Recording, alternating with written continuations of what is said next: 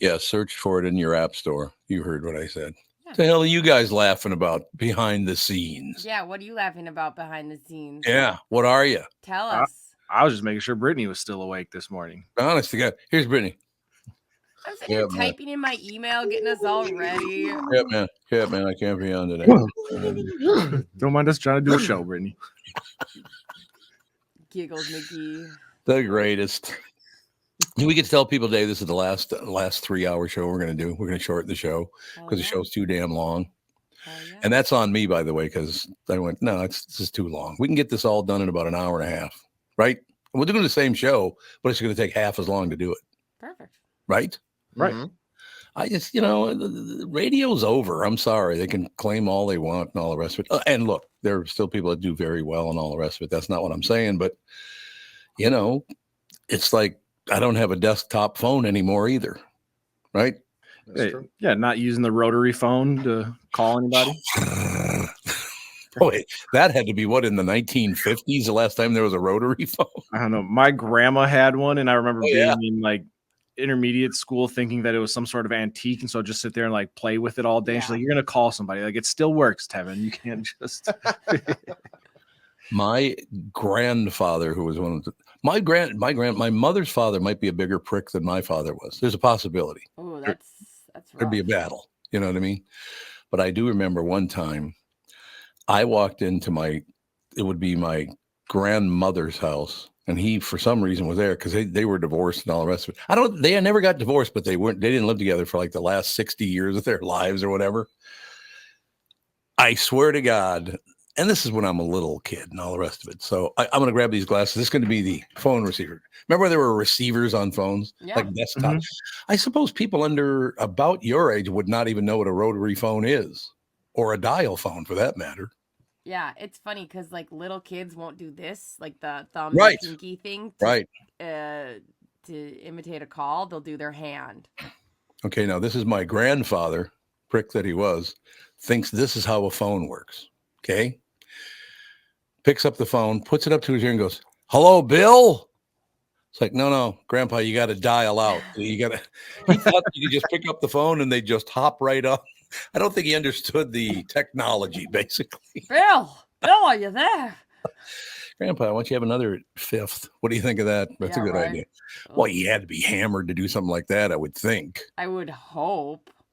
He had this still going, too. He had the lateral S. Oh, yeah. Jesus Christ. You hear that all the time. It was phenomenal. Do you ever have anybody in your family had a lateral S? Not in my family, but I remember being in high school and going to the Minnesota Vikings football camp over at St. Thomas. And there was this guy, there's a kid that had a lateral S, and he tried to be, the leader of the group. Yeah. And I remember him gathering everybody around. He's giving us this rah-rah speech, and he starts, jamming and slurring his like this. Right. And everybody goes, "How about you learn how to talk? And then you can talk to us." They kicked him out. That is cold. What causes that? I mean, why would you not just talk like that? You have to push the air out the sides of your mouth to talk like that. I wonder why they thought that was the way to talk. That's a good question, because I know like stutters, for example, like Brad Williams was just on his podcast saying that he got his stutter because his parents forced him to write right-handed rather than left-handed. So it triggered something in his brain. Yeah. So I'm wondering if there's probably something like that for the lateral S as well. Yeah, it could be a brain malfunction, or I shouldn't say malfunction, but a brain difference, I guess is a better way to put it. Something like that. But yeah, he was something else. I remember he called my mother's house. It was her father called the house and go, "Who's this?" I said, "It's Tom, Grandpa." "Jesus Christ, I need some help over here. Get the FBI's to come over." The FBI's? Is that their new title? So you have a lateral S, but you want to add that S to everything. It's not just the FBI, it's the FBI's. Yep. It's maybe it's just because we notice it more, but if I feel like people with a speech impediment, whatever syllable or letter they struggle with, they tend to say that an outrageous amount of times. I agree. I'll find a way around it. I'm not saying my S is if I have a lateral S. Yeah, there you go. And it's so noticeable. I feel like you guys ever have that thing where you notice somebody do something once and then it ruins? Like for me, there's in music. Like Colby Calais used to be like a superstar. And then one time I was like, God, she breathes so loud in these songs. And every time I hear it now, it's like, you've been sleeping for a while now.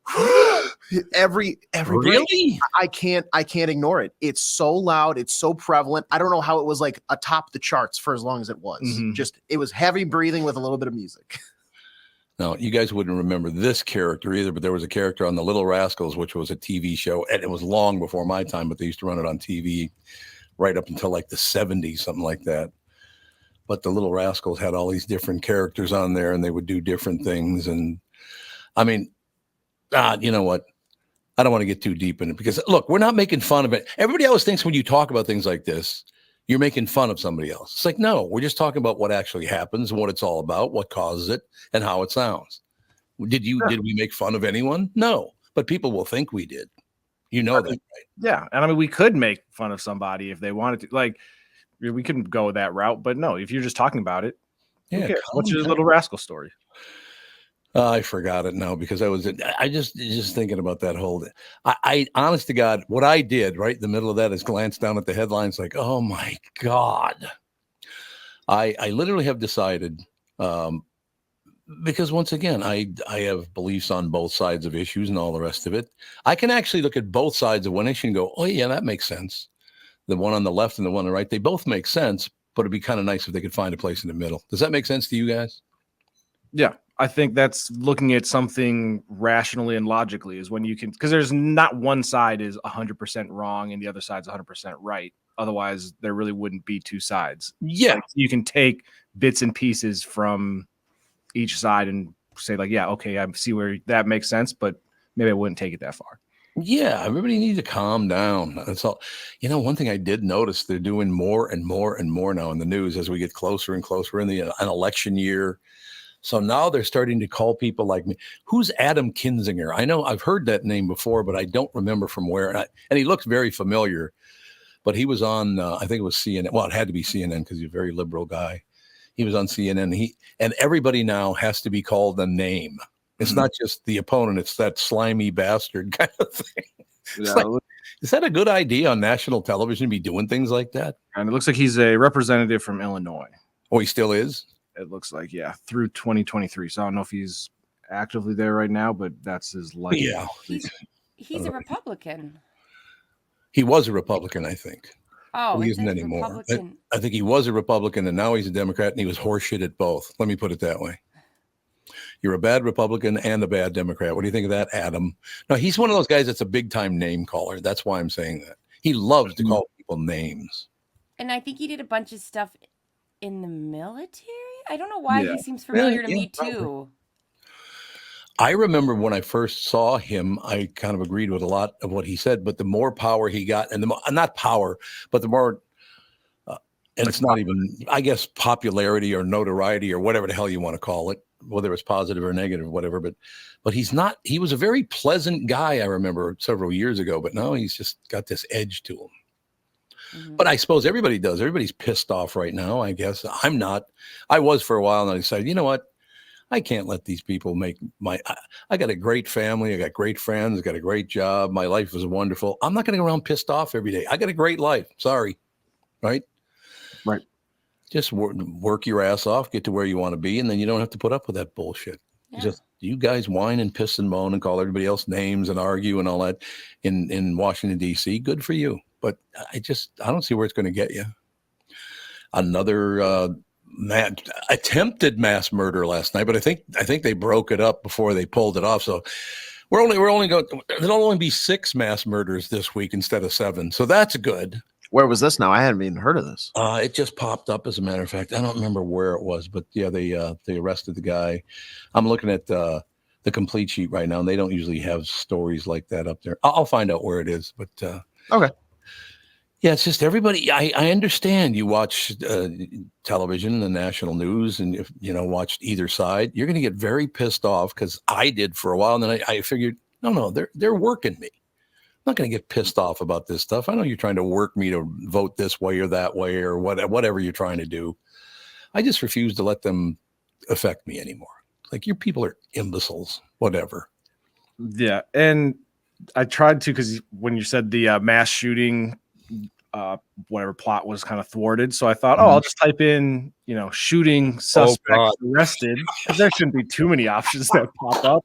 There's a lot that happened in the last couple days that's not saying that there was a shooter that was arrested doesn't narrow it down enough. No. Which one of the 50 states didn't have one? That's what I'd like to know. Yeah, it looks like there was Philadelphia, Edmonds Police, Albuquerque, Scranton, Van Brocklin. Jesus. And then I can click to expand to get to more because they can't fit it all in the city. I'm sorry to laugh at this because the people lost their lives, but it's like, my God, would you calm down, right? Absolutely. No, it's the fact that it's overwhelming that we're laughing at, not the act itself. It's the fact that this news is overwhelming.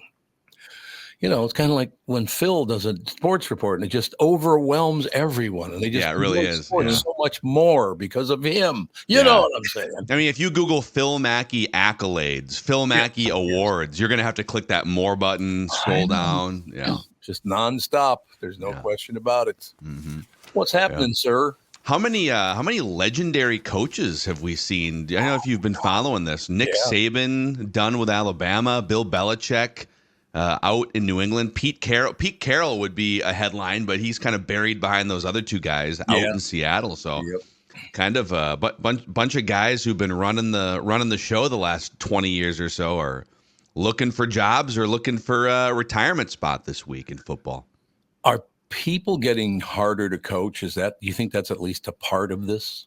Yeah, yes. And I think it was, I can't remember which one. One of them actually talked about this. I think it was Nick Saban.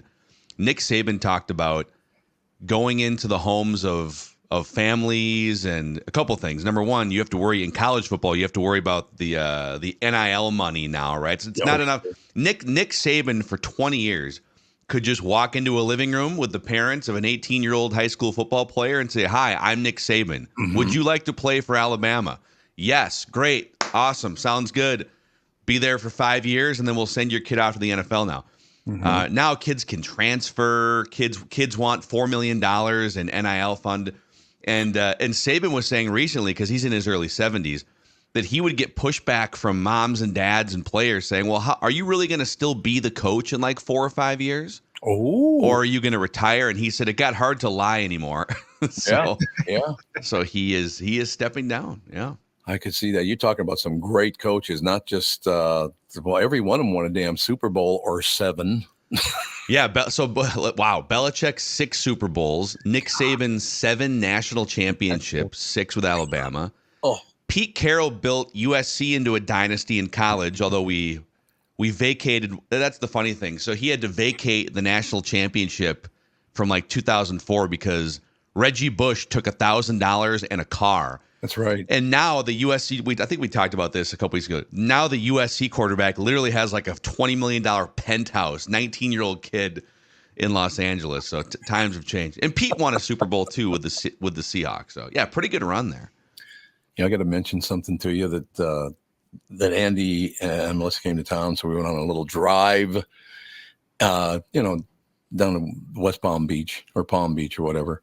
And he said, "I've never seen Mar-a-Lago. Would you mind if we drive past there?" I said, "Yeah, no problem." We drove past there. And have you guys ever seen Mar-a-Lago? Only from pictures. Yeah. It is gigantic. It's like an entire city block in Minneapolis. Yeah. It takes up that much room. It's this massive building. And then the buildings across the street, there are 3 of them on the ocean. They're this and that. And Andy looks and he says, "Didn't they say that this place was worth less than $18 million? I said, "Yeah, that's one of the things they're going after him for." He dials in the value, the estimated value of it according to professionals. One of them rated at about $500 million. Yeah. I mean, how do you accuse somebody of lying about how much something's worth when they underplayed it by a couple of $100 million? Does Mar-a-Lago show up on Zillow? Do you guys ever go on the Zillow app or website? You can just like look at people's home values and creep on them. Can you just punch in Mar-a-Lago on Zillow? Yes. And I'll tell you one thing that I'm glad you brought that up, because Andy did the next thing that he dialed in the next door neighbor. The next door neighbor's house is 5,000 square feet. Mar-a-Lago is probably 20,000 square feet, something like that, 4 times. 5,000 square feet right next to Mar-a-Lago is worth $35 million. Yeah. I've always said this, like, whenever you're in Florida or anywhere down, along the ocean, I've spent a lot of time on like Sanibel Island in my old Twins baseball beat writing days. Sure. Whenever they stop giving addresses to the houses and just name the houses, you're in rich man territory for sure. The only problem with that, and this is for all 5 of us, as you're driving down the road, it's 35 million, it's 50 million, it's 70 million, it's a couple of billion, 200 million, whatever, $500 million, whatever it is.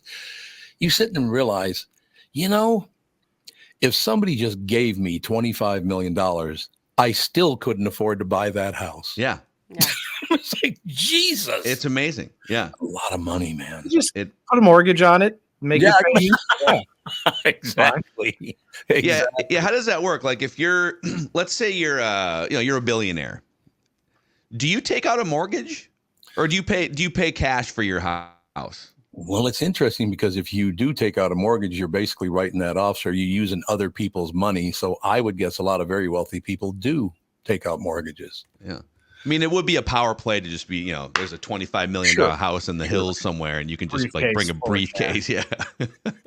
Would that be a 15-year or 30-year? It'll be a briefcase, actually. It'll be about a 15-minute. How long does it take you to count this cash? That's about how long. Exactly. Yeah, you wonder about what is does anybody have any idea the most expensive house in Minnesota? There's got to be one. It's funny. I was literally just looking that up. You were doing I am on Zillow. There you go. Let's go recently. Should we go recently sold? Yeah, I guess. I mean, we'll go current location because I'm in the general region here. Let's see here. And we can do filters, right? We can go, let's filter anything. Let's go over $10 million. Right? I'm going to say the most expensive got to be around like 14 million. We'll say 9 million or more here. 10 results recently sold. Okay. Ooh. And these are all within kind of a mile or two of the Twin Cities. Okay, wow. Phil, before you continue, don't mention AJ's name, though, as the owner. Yeah. Oh, it's actually his pictures on this one. Yeah. Oh, it's pictures. You only got pictures. I told him to delete that one. So puts on a flag flying in his front yard. Just AJ's face. Yeah. These feel like there's like buildings on here. Like this one is 100,000. That's like a building. But here's one downtown. That's got to be another building. So they're putting full buildings on here. Oh, that's not fair. Maybe we can do it. I know this is great radio right now. Let's do a bedroom maximum of 5 and just see what pops up. Okay. One result. It's still another building. You can buy a building for like $70 million. We will work this search out. We'll give you the top 5 most expensive homes recently sold on a future episode. On Monday. Yeah. No, not Monday because it's Martin Luther King Day. So it'd have to be a week. A week from today. Yeah. We'll do it. But I'd be honest with you and we'll move on. But it is a little depressing thinking that even if I had $25 million in cash, I couldn't afford to buy that house because it's $35 million. And even if you financed it, you'd have no money to eat. And you got $25 million. Yeah, can you really be house poor if you're that wealthy? I guess. I guess so, man. It's a different world. Let me put it that way. We used to live. My wife and I spent 2 years living in Washington, and so there's a Hubbard radio cluster in Washington. So I would go to the office a couple days a week. We lived in a neighborhood called Queen Anne by Lake Union, but I would drive across the bridge, across the Washington Lake Bridge, and there's an island called Mercer Island, I believe is what it's called, as you're going across this bridge from like Seattle over to Bellevue. And I'm not kidding you. I mean, they have like it's $30 million houses. It's like the Bill Gates neighborhood and all these, and there are like security patrol boats going up and down the shoreline in case you ever wanted to get a little squirrely in your kayak. I'm going to go kayak over to the Gates residence or something. But man, I always wonder too, you look around when I go to like Timberwolves games too, you see people courtside. You go and see some of these $10, $20, $30 million. I want to know, there should be like a label above their head. What did you do to build up that kind of wealth? Yeah, I'm always curious. There was a social media trend a few years ago where a page would just go up to, you know, big mansions and knock on their front door. And when the people answer, they just ask them what they did. And like, surprisingly, a lot of people weren't they would be like, oh yeah, I'll just tell you what I do and how much. Really? Yeah. There's like 2 or 3 TikTok accounts. One of them is there's one that's, what do you do for a living? There's another one that's, can I tour your amazing, you know, 4-level brownstone mansion in New York? And then there's another one too that's they walk up to like married couples and ask like, how did you meet? And I don't know, if somebody just walked up to you and asked you that question on the sidewalk with a phone in your face, would you think, oh, this is great, I'm going to be on TikTok? Or would you think, get the hell out of my face, why are you asking me? I would ask them a question. How much longer do you think you'll be conscious? Yeah. Get the hell away from me. Right? And that would go viral on TikTok too. It'd be great. Yeah, that would go viral. That's true. Well, most of those videos, they'll be, you know, hey, excuse me, we're going to make a video. Is that okay? And then, the meeting isn't, or they're not just filming on the street. Everybody they meet, they'll be like, hey, we're going to make this video. Do you want to be part of it? Okay, cool. Now pretend we just met for the first time and I know your names and we'll go from there. Yeah. See, that's how you produce it right there. Tevin. Yeah. Well, that works for me. That's all. Yeah, I suppose if they tell you first, then I probably would talk to them. But if they just walked up and shoved the phone in my face, I would not like that. Oh, no. Yeah. Not like that at all. I don't know which I'd hate more, because now that I mentioned it, it's starting to bug me in the back of my brain that even if I had $25 million, I couldn't afford a house in Palm Beach. Son of a, that's never going away again. Yeah. No, as long as they were polite about it, I would cooperate. But if they just shoved the phone in, look, I've had microphones shoved in my face before, and that's probably why I'm so touchy about it. When, you know, these psychopaths that run the state of Minnesota want to call me all these names and all that stuff. What do you think of that? I'm like, get the hell away from me. Yeah. It is funny. Like, we used to have these shows like Candid Camera back in the early 90s, right? Or America's Funniest Home Videos. You'd wait all week to see like, oh, I want to see a funny cat video. I got to wait till Friday night at 7:30 p.m., right? And now you can just scroll through social media and see, and the algorithm will just feed you 5 hours of dumb cat videos. One of my favorite Candid Cameras of all time, Alan Funt was the guy's name. He was the host and he owned the show and all the rest of it. So they went to this very high-end school, and they wouldn't say what it was. They just said it's one of the best high schools in America, and interviewed these children. And they get the highest testing kid. This kid was brilliant. I mean, just a brilliant kid. He's probably 16, maybe something like that. So he doesn't know who Alan Funt is. They sit down. The kid sits down with Alan Funt, and Alan said, well, we got the test results back, and you're probably pretty excited to hear about this. And the kid goes, yeah, it's going to be great because, you know, I don't know if I'm going to be a doctor or I'm going to work in, you know, the aerospace business or whatever. This is going to be, he said, well, we ran your tests and you are absolutely 100% qualified for this job. You'd be great at it. Do you want to hear what it is? And he goes, God, I'm excited. Alan Funt goes, you'd make a perfect shepherd. The kid was just crushed. And he's like, what? No. What? A shepherd. Yeah. Sorry, kid.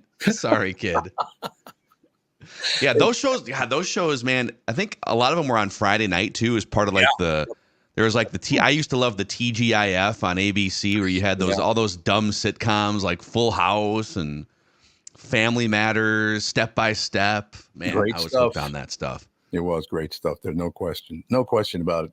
We got about 1 minute left. Any important sports news we should know about?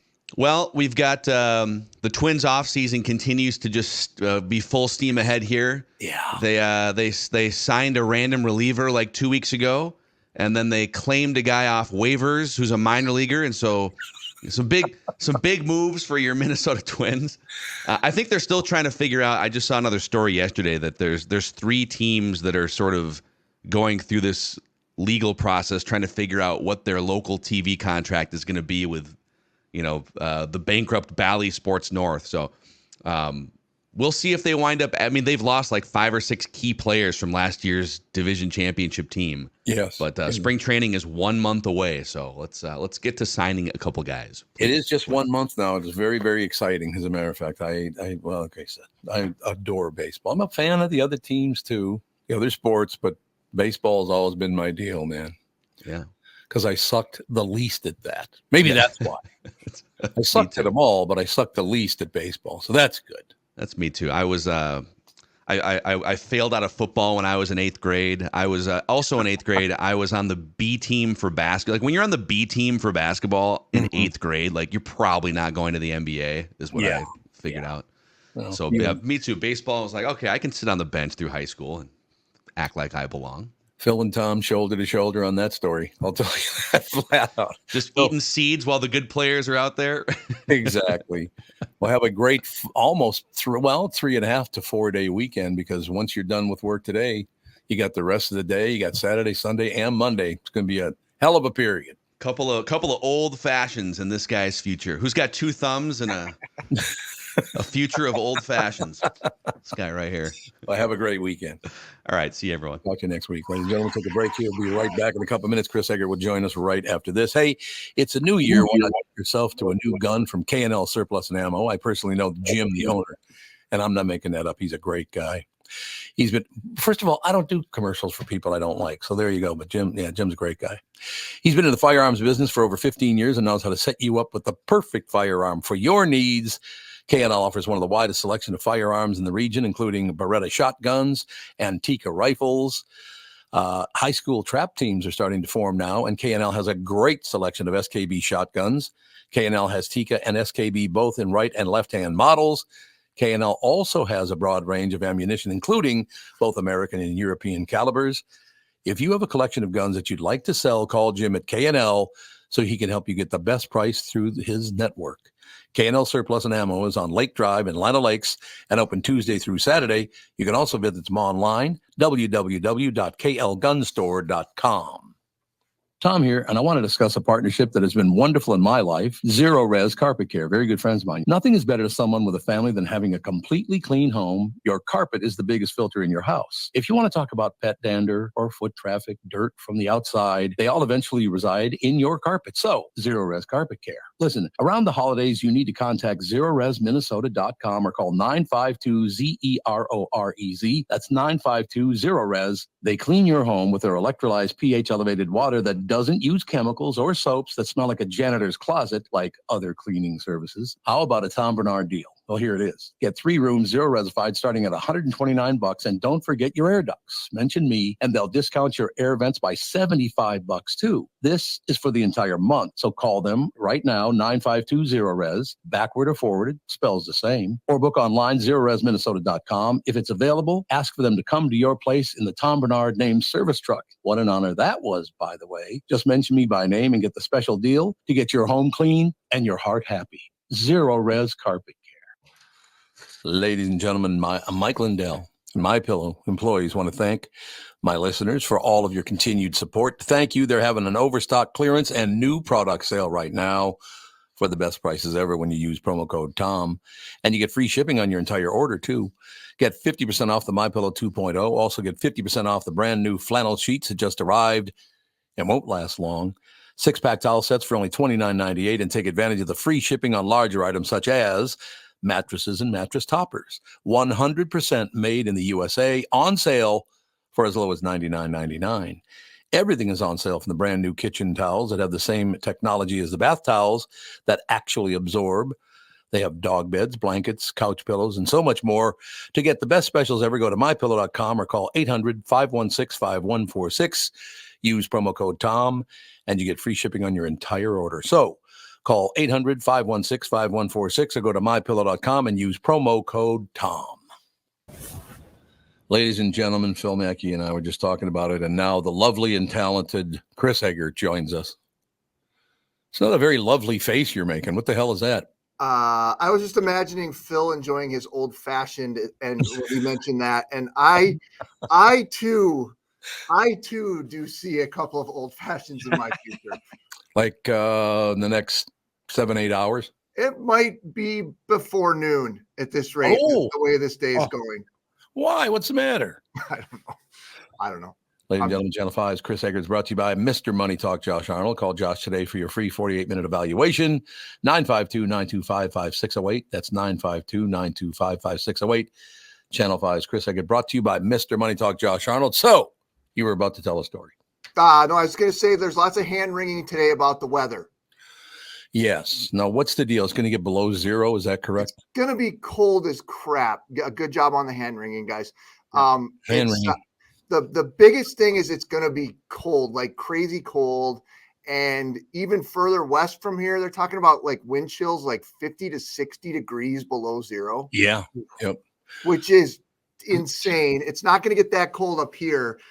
But I've seen about 10 billion different forecasts for the snow totals in the Twin Cities, and they are all over the place. Mm-hmm. I would say our organization is going much more conservative on the snow totals. So if people are out there listening, hearing some crazy things that were kind of floating around in the last 10, 12 hours, I would say maybe that pump the brakes on that a little bit. How's that? One thing I will tell people from Minnesota, because unless you pay attention to the national weather, which I do all the time, the weather's not nice anywhere and hasn't been for about 5 weeks. The entire United States is getting hammered by either tons of rain or El Nino caused all this, right? And they said it might hang on. They said it may hang on till June. Oh, fantastic. That'd be great, wouldn't it? But so don't wring your hands too much because the weather pretty much sucks everywhere. Well, it's been pretty good for us for the most part. Right. Oh, yeah. Not for people who like winter weather, though. And there's all kinds of people who rely on winter weather and they need it and they make money on it and they're not making money on it. So, yeah, it's a weird year. That's for sure. I still love it whenever you talk about people skiing and all that stuff. And I am so proud to tell you, growing up in the neighborhood in which I grew up, it's the only place I know, North Minneapolis, Theodorworth Park, where somebody burned down the ski jump. What? Why would you do that? They burned down the ski jump. Because it's there? Because it's there, I guess. Like one of those huge ski jumps? Yes. Like the Olympics where you your hands are back and you're up? That type of deal? Probably not quite that high, but probably not that big, but it was, well, first of all, it's, I think, number 10, I think, at Theodorworth Golf Course is straight up the hill. So they put the ski jump at the top of that hill. So when you did come off the ski jump, you still had a steep slope to land on and just rock it down to the bottom.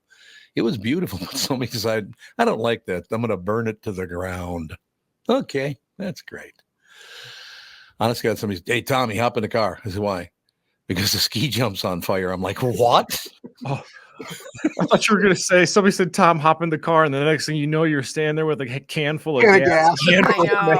Exactly. Exactly it, man. That had to be, oh God, probably 67, something like that, maybe. Somewhere, but they never did rebuild it either. They decided, really, you don't want a ski jump, then you ain't getting a ski jump. I guess so. That ended that, didn't it? I had a friend, Al Trepanier, who was a really good ski jumper, and Al used to jump on that thing. Man, he was really good at. You ever seen somebody who's really good at doing those ski jumps? I mean, I've watched it when it's on TV. I've never seen somebody do it in person. It's amazing watching that because you're a few feet off the ground when you come off the edge of that, the very end of that ski jump. Man.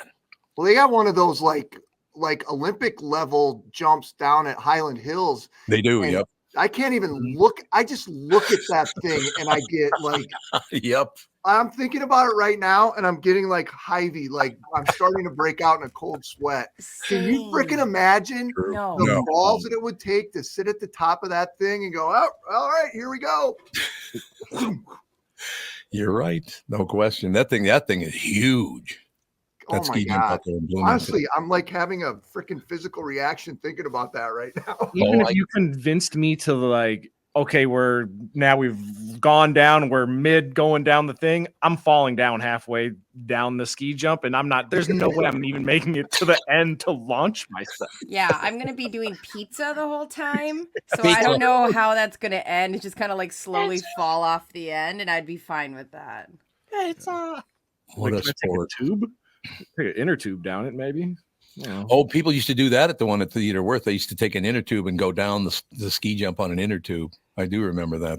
That looked like it might be a little dangerous to me. Yeah, probably not wise. I'd be more apt to do that than do it on skis, but I mean, either way, not happening. Uncle Tommy's been on skis once in his life. You want to talk? Yet another thing I can't do.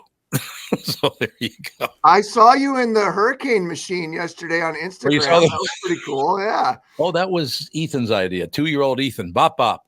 He tricked Hurricane. you. So they put me in the hurricane machine. It was at the zoo. They put me in the hurricane. Did it actually look like I was in a hurricane? Because I haven't seen it yet. I mean, you were kind of, yeah. I mean, it looked like there was a pretty tremendous wind in there. Oh, there was. Yeah. Well, at first I thought it was one of those money machines that they used to do. Got the cash. I thought they were like sending him somewhere in a bank. I was like, oh no. Exactly. But it was interesting. I will tell you that. But the longer you're in, the harsher the wind becomes. Yeah. Then so it kind of sneaks up on you, and all of a sudden you realize it's like, Jesus. Were you ever like floating or anything in there? No, not quite. No, we didn't go to the float point. No. It was like, oh, geez. It was actually fun to do, though. And the reason it was so fun is because a 2-year-old Ethan is laughing his ass off watching me. Yeah. He thought that was hilarious.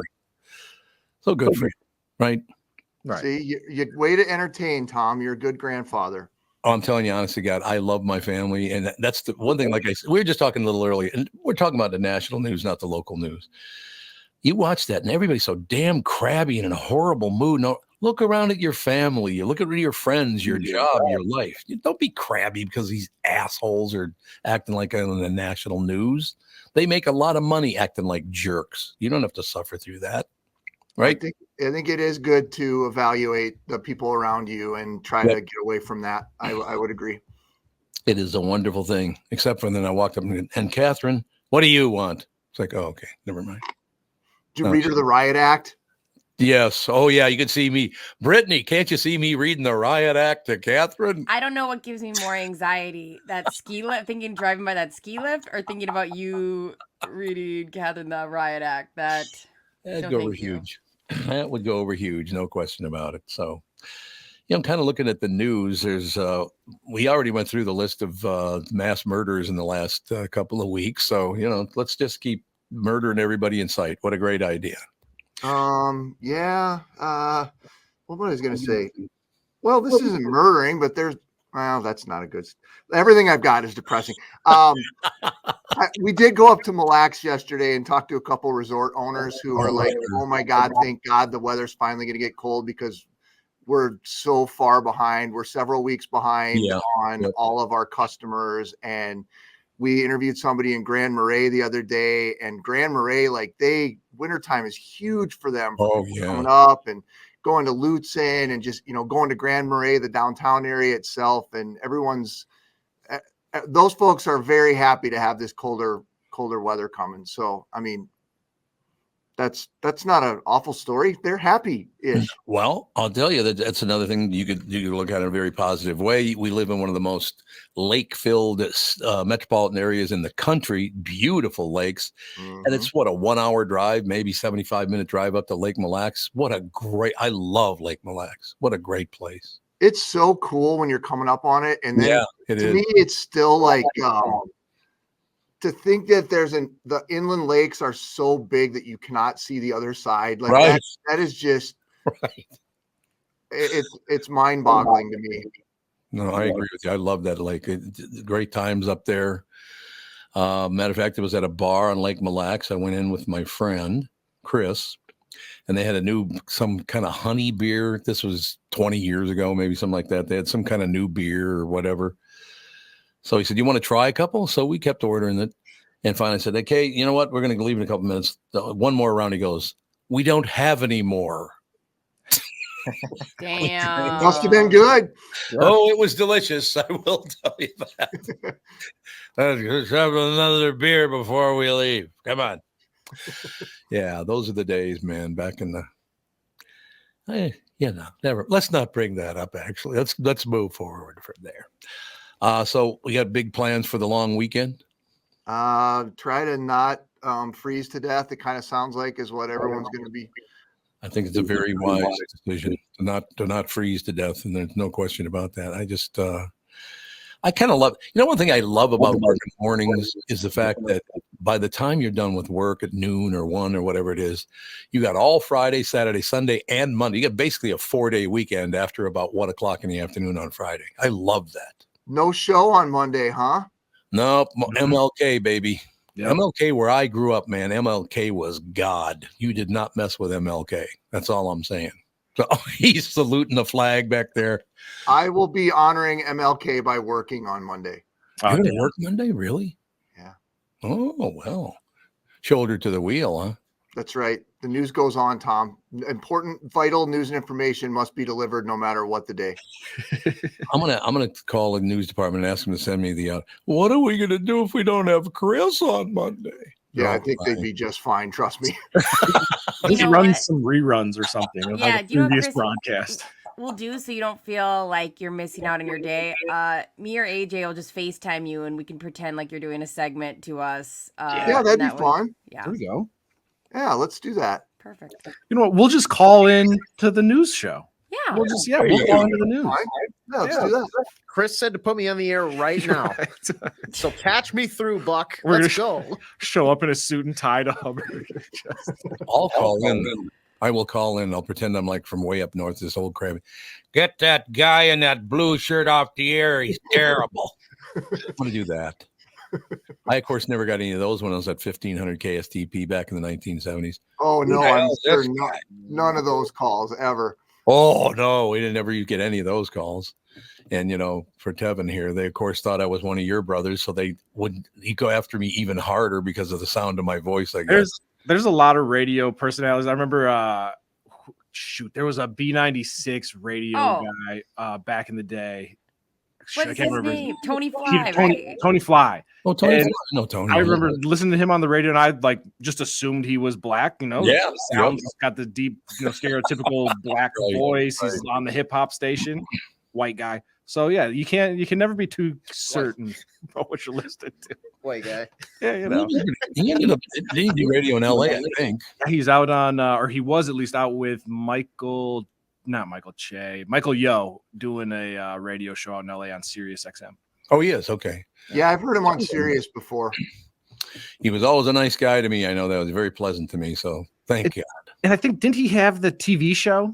Yeah, that's the first time I saw him. On the fly. On the fly. We used to bring comedians. Like the CW or something. I remember being like, that was the moment I saw him and I was like, whoa, he's white. Yeah. All right. Yeah, he had On the Fly with Tony Fly. And then I wanted to do a show myself, but On the Barnard with Tom Barnard didn't sound as good.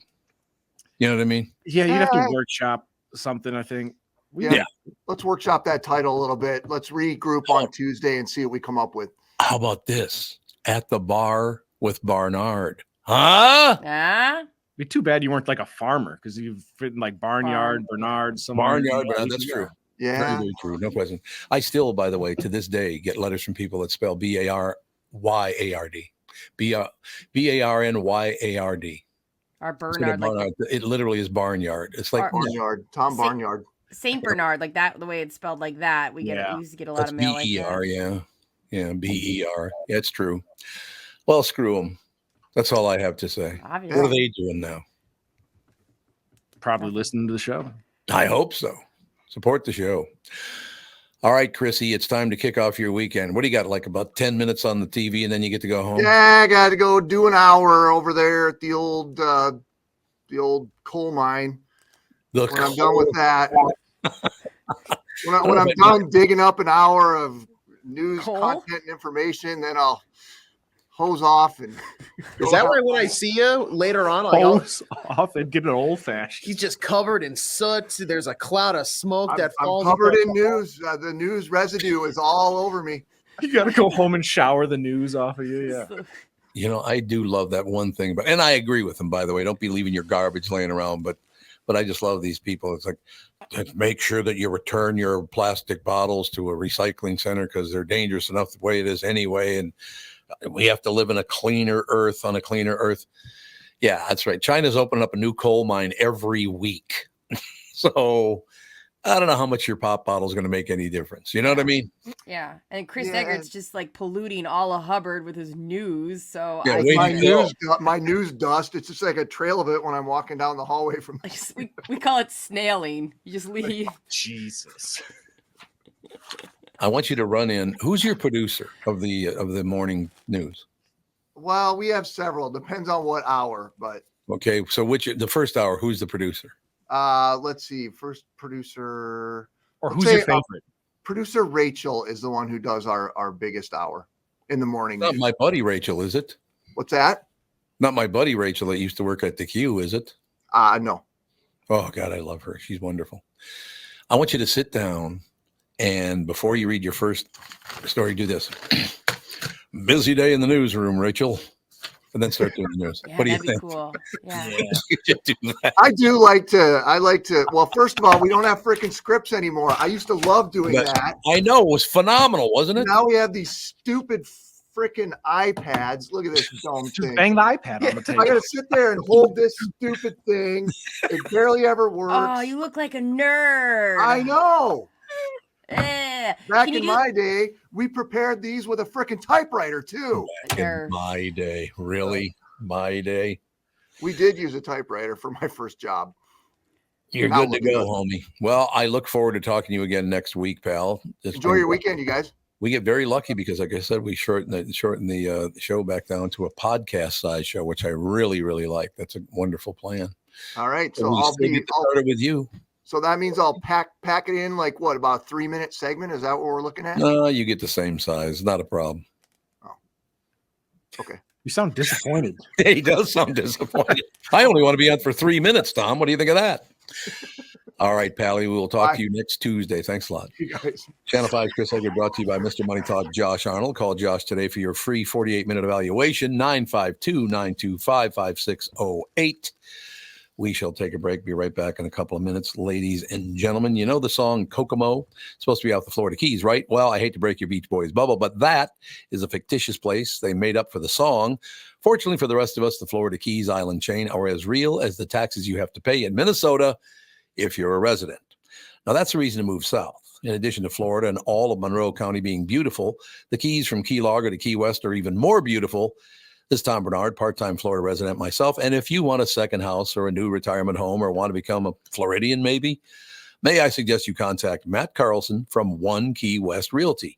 Matt grew up in Litchfield. He's a super real estate agent when it comes to finding your tropical island space in the Keys. He lives there and here, and Matt knows what's best in Key West to buy for your second home in Florida. Matt teamed up with fellow Minnesotan from Sartell and Alexandria, Kristen Eklund, who's one of the top mortgage brokers in the country from Coast to Coast Mortgage. She'll get you the financing you need to buy a home in Florida or in Minnesota. Matt's part of the Lake Sotheby's International Realty Group here in Minnesota, and Kristen, his mortgage colleague, lives and works in the Keys, so they both know the Florida Keys' new and existing homes for sale and are Minnesotan through and through. Contact them by heading to onekeywest.com. That is onekeywest.com. Jim Paul of Valley Buick GMC has a mutiny on his hands. His sales crew said they've had it brooming snow off the new Buicks and GMCs, then warm them up, move them to plow, and repark them again. He even overheard them cooking up an alternative plan, a sale. This is crazy. Why don't we just mark them down and sell them? This is getting real old to be out on that lot in this sub-zero weather. That's right. Everyone we sell is one less to broom. I heard we're supposed to get 6 more inches tomorrow. I'm 5'6". How am I supposed to get the snow off the roof of a pickup? I'm Jim Paul, and well, car dealers do have all kinds of crazy sales. This idea probably makes more sense than most. There's plenty of inventory, so okay, the crew has decided. So then it's official. The We Don't Want to Broom snow sale is in full force at Valley Buick GMC in Apple Valley and Hastings. Snowy inventory priced real right at valleycardealers.com. This is Bob Sansevier, and I want to tell you about Dave Bialki from Bialki Law. Dave represented my wife, Mary, when she had a significant workplace injury. She was very happy with the job Dave did. If you have a work-related injury and have Dave represent you, I'm betting you'll be happy too. Dave is a down-to-earth guy. He grew up in northern Minnesota, rides a Harley, and worked various jobs doing concrete, electrical, plumbing, roofing, and carpentry work. Dave works for people with work-related injuries. If you work construction, or anywhere for that matter, and you're hurt or even just hurting, you should talk to Dave. Let's face it, our bodies wear out. If your body is worn out from work, if your knees or back or shoulders hurt from things you do at work, do what Mary did. Call Dave and talk to him about it at Bialki Law to set up a free initial consultation. The number to call is 763-571-2410. That's 763-571-2410. Or visit bialkilaw.com. That's BIALKE law.com. We are back, ladies and gentlemen, joined by Bob Sansevier Sports, brought to you by Bielke Law Firm. Heard at work. Dave Bielke goes to work for you, taking care of your workers' comp injury claims and denials. Call 763-571-2410 or go to BIALKElaw.com. Tell them Bob and Tom sent you. So, Sanny, what's the latest? Well, you got your NFL playoffs this weekend. And to me, the most interesting thing is after the playoffs are over, which coaches that get knocked out in the first round will also get fired. This has been an incredible year for firings. Absolutely. And by the way, Bob, have they pretty much all been firings, not guys just one? Well, Nick Saban had to step aside. Well, that was different. College football. I mean, I don't think he was fired. He left on his own, but all the other ones were shoved out. I mean, Pete Carroll did not want to leave. Belichick, mutually. Whenever it's mutual, it means they were fired. True. They were given the what they did is they cut a deal to make sure they got the money, and that was due to them. And that was not unexpected. But Kraft, I mean, I don't know, the loyalty thing. He should have let Belichick decide when he was done. He gave him 6 frickin' Super Bowls. He did indeed. Super Bowl victories, as a matter of fact. But I used to run into Bob Kraft once in a while. He's an interesting guy, not a huge personality. Have you ever noticed that about him? You don't really see him talking much because Belichick and Brady were the face of that franchise, and Kraft would be there to get the Super Bowl trophy. Well, plus wasn't he busy picking up hookers or something? What did he do? I think he liked was it the massage parlor or something? Yes, it was a massage parlor, exactly. But I mean he's got a wife who, what is he, 80? Probably 60 years younger than, well, maybe not 60. Yeah. But I think he went for the younger bride or girlfriend. Every time I used to run into him, he had a bunch of women with him and not one guy. He was the only guy with a bunch of women. Well, good for him. Well, yeah, good for him. Absolutely. I'm sure it was good looks and charisma. Had nothing to do with the billions he's worth. We were just talking about that, Bob, driving down, we're talking about Mar-a-Lago and all that stuff. And then every house near it is, $50, $70 million. The cheapest one was like $35 million. We're talking about the fact that even if you had $25 million in cash, you still couldn't buy that house because you need the $25 million to live on, apparently. Well, taxes must be, are there $1 million taxes down there? There got to be, right? Oh, I'm sure. I am sure every state in the union's got people paying $1 million in taxes. Well, actually, I guess it's a curious question because they have no state income tax. Is that where they get their money? I mean, if you buy a pair of pants, it's no tax here. What's the tax on clothing in Florida? They got to have one, right? It's 7%. Okay, so they make up their money by goods and services taxes and by property taxes. It have to be more there than they are here, or are they not? I will tell you something, Bob. It's funny you mentioned that because I looked it up after I saw this claim that Florida is very, very bad for poor people because you get hurt by the sales tax. It's too much sales tax, right? Yeah. I did not know this, but I looked it up and went, Minnesota has one of the highest tax rates in the country. And then the sales tax, Florida is 7%. Minnesota's at 9%. Well, see, I don't understand about, and this is going to happen. So we are one of the few states that I've been to where you don't pay tax on clothing. I'm shocked they haven't hit us yet with that. And I know it's coming. Well, I mean, they're already charging about $8 billion for every time you work. So, I mean, 9% sales tax is pretty damn high. Oh, it's absurd. But they know what they'll do. They'll find a way to give a special card to the people who don't make enough money to pay sales tax. Yeah. So you'll be exempt from it, so that they got it, because all these progressives, they can't add a tax to the people that keep voting them in.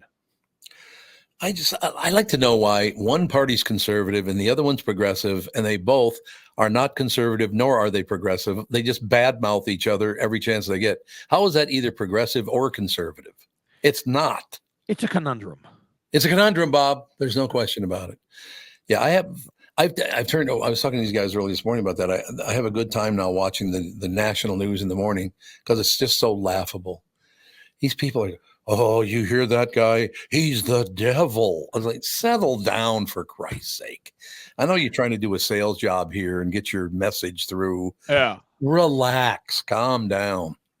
Right? One of the best things to watch now, because I'm on social media a lot. there's a guy, and he represents, I think, a consortium of African media or newspapers. Simon Atiba is his name. Yeah, I know who that is. Follow him. He's hilarious. Really? And he has this long-running feud with the spokesperson, that the one with the 3 names, Kareen, blah blah blah blah. Oh yeah. But they do not get along at all. Or whatever. Yeah, because he's always calling her out. Yeah, I don't know. But actually, I was telling these guys earlier this morning, it's gotten me to a good frame of mind where I just look at it as a complete joke. And it actually, when they go after each other, puts me in a good mood, because it's like, you are so desperate. You have to do that. I mean, seriously, God, what a bunch of losers. And if they're going after each other, they're not going after you. So there's a plus. Well, there you go. If they're not going after me, I'm kind of happy about that. That works for me. You've had enough of that in your lifetime. Don't these people all seem like they just got out of their college fraternity or sorority house? That's kind of what they still act like. I'm still a college kid. No, you're actually 40. Well, they do stay in that mode. But you know what's interesting too?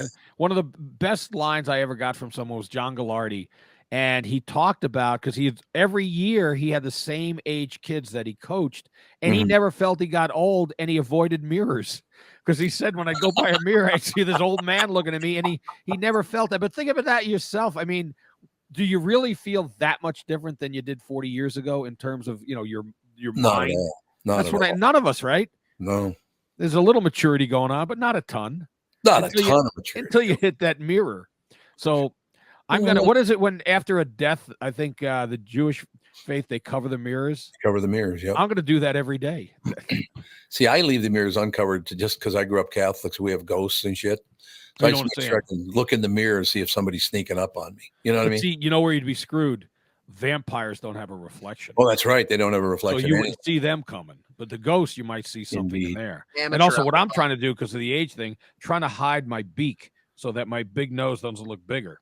So right now, is a ball on my microphone where my nose should be? Do you think we should make all people in radio management wear capes because they're vampires? What do you think?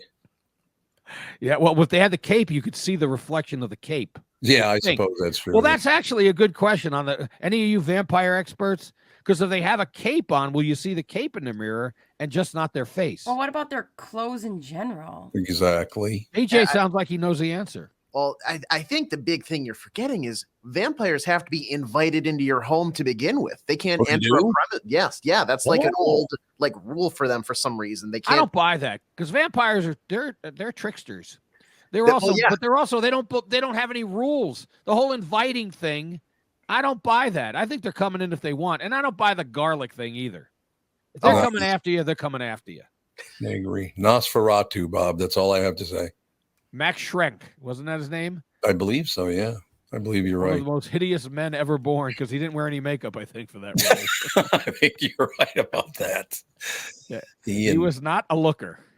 Well, remember I tried. Who was it on the show? I said, you look a lot like Rondo Hatton. And it wasn't one of you guys. It was somebody else. No, you said that to me a few times. Oh, it was you. Okay. Yeah.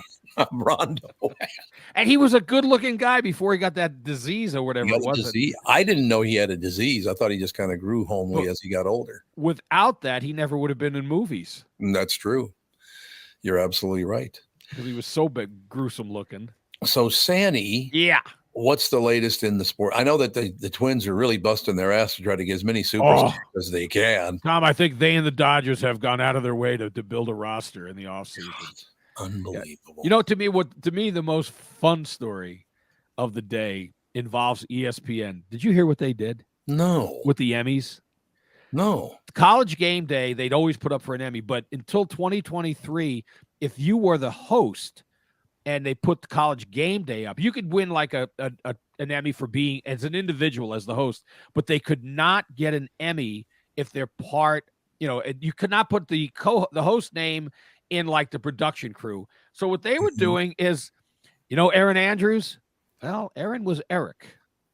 Sam Ponder was Steve Ponder. Really? And they got Emmys for these people, these bogus names, took off the inscription and put Sam Ponder on and like Aaron Andrews and gave them the Emmy because they said I think the claim was, well, the ego's on these people. They felt they wanted to get a part of it. So they've called back. They've gotten back 37 of the Emmys.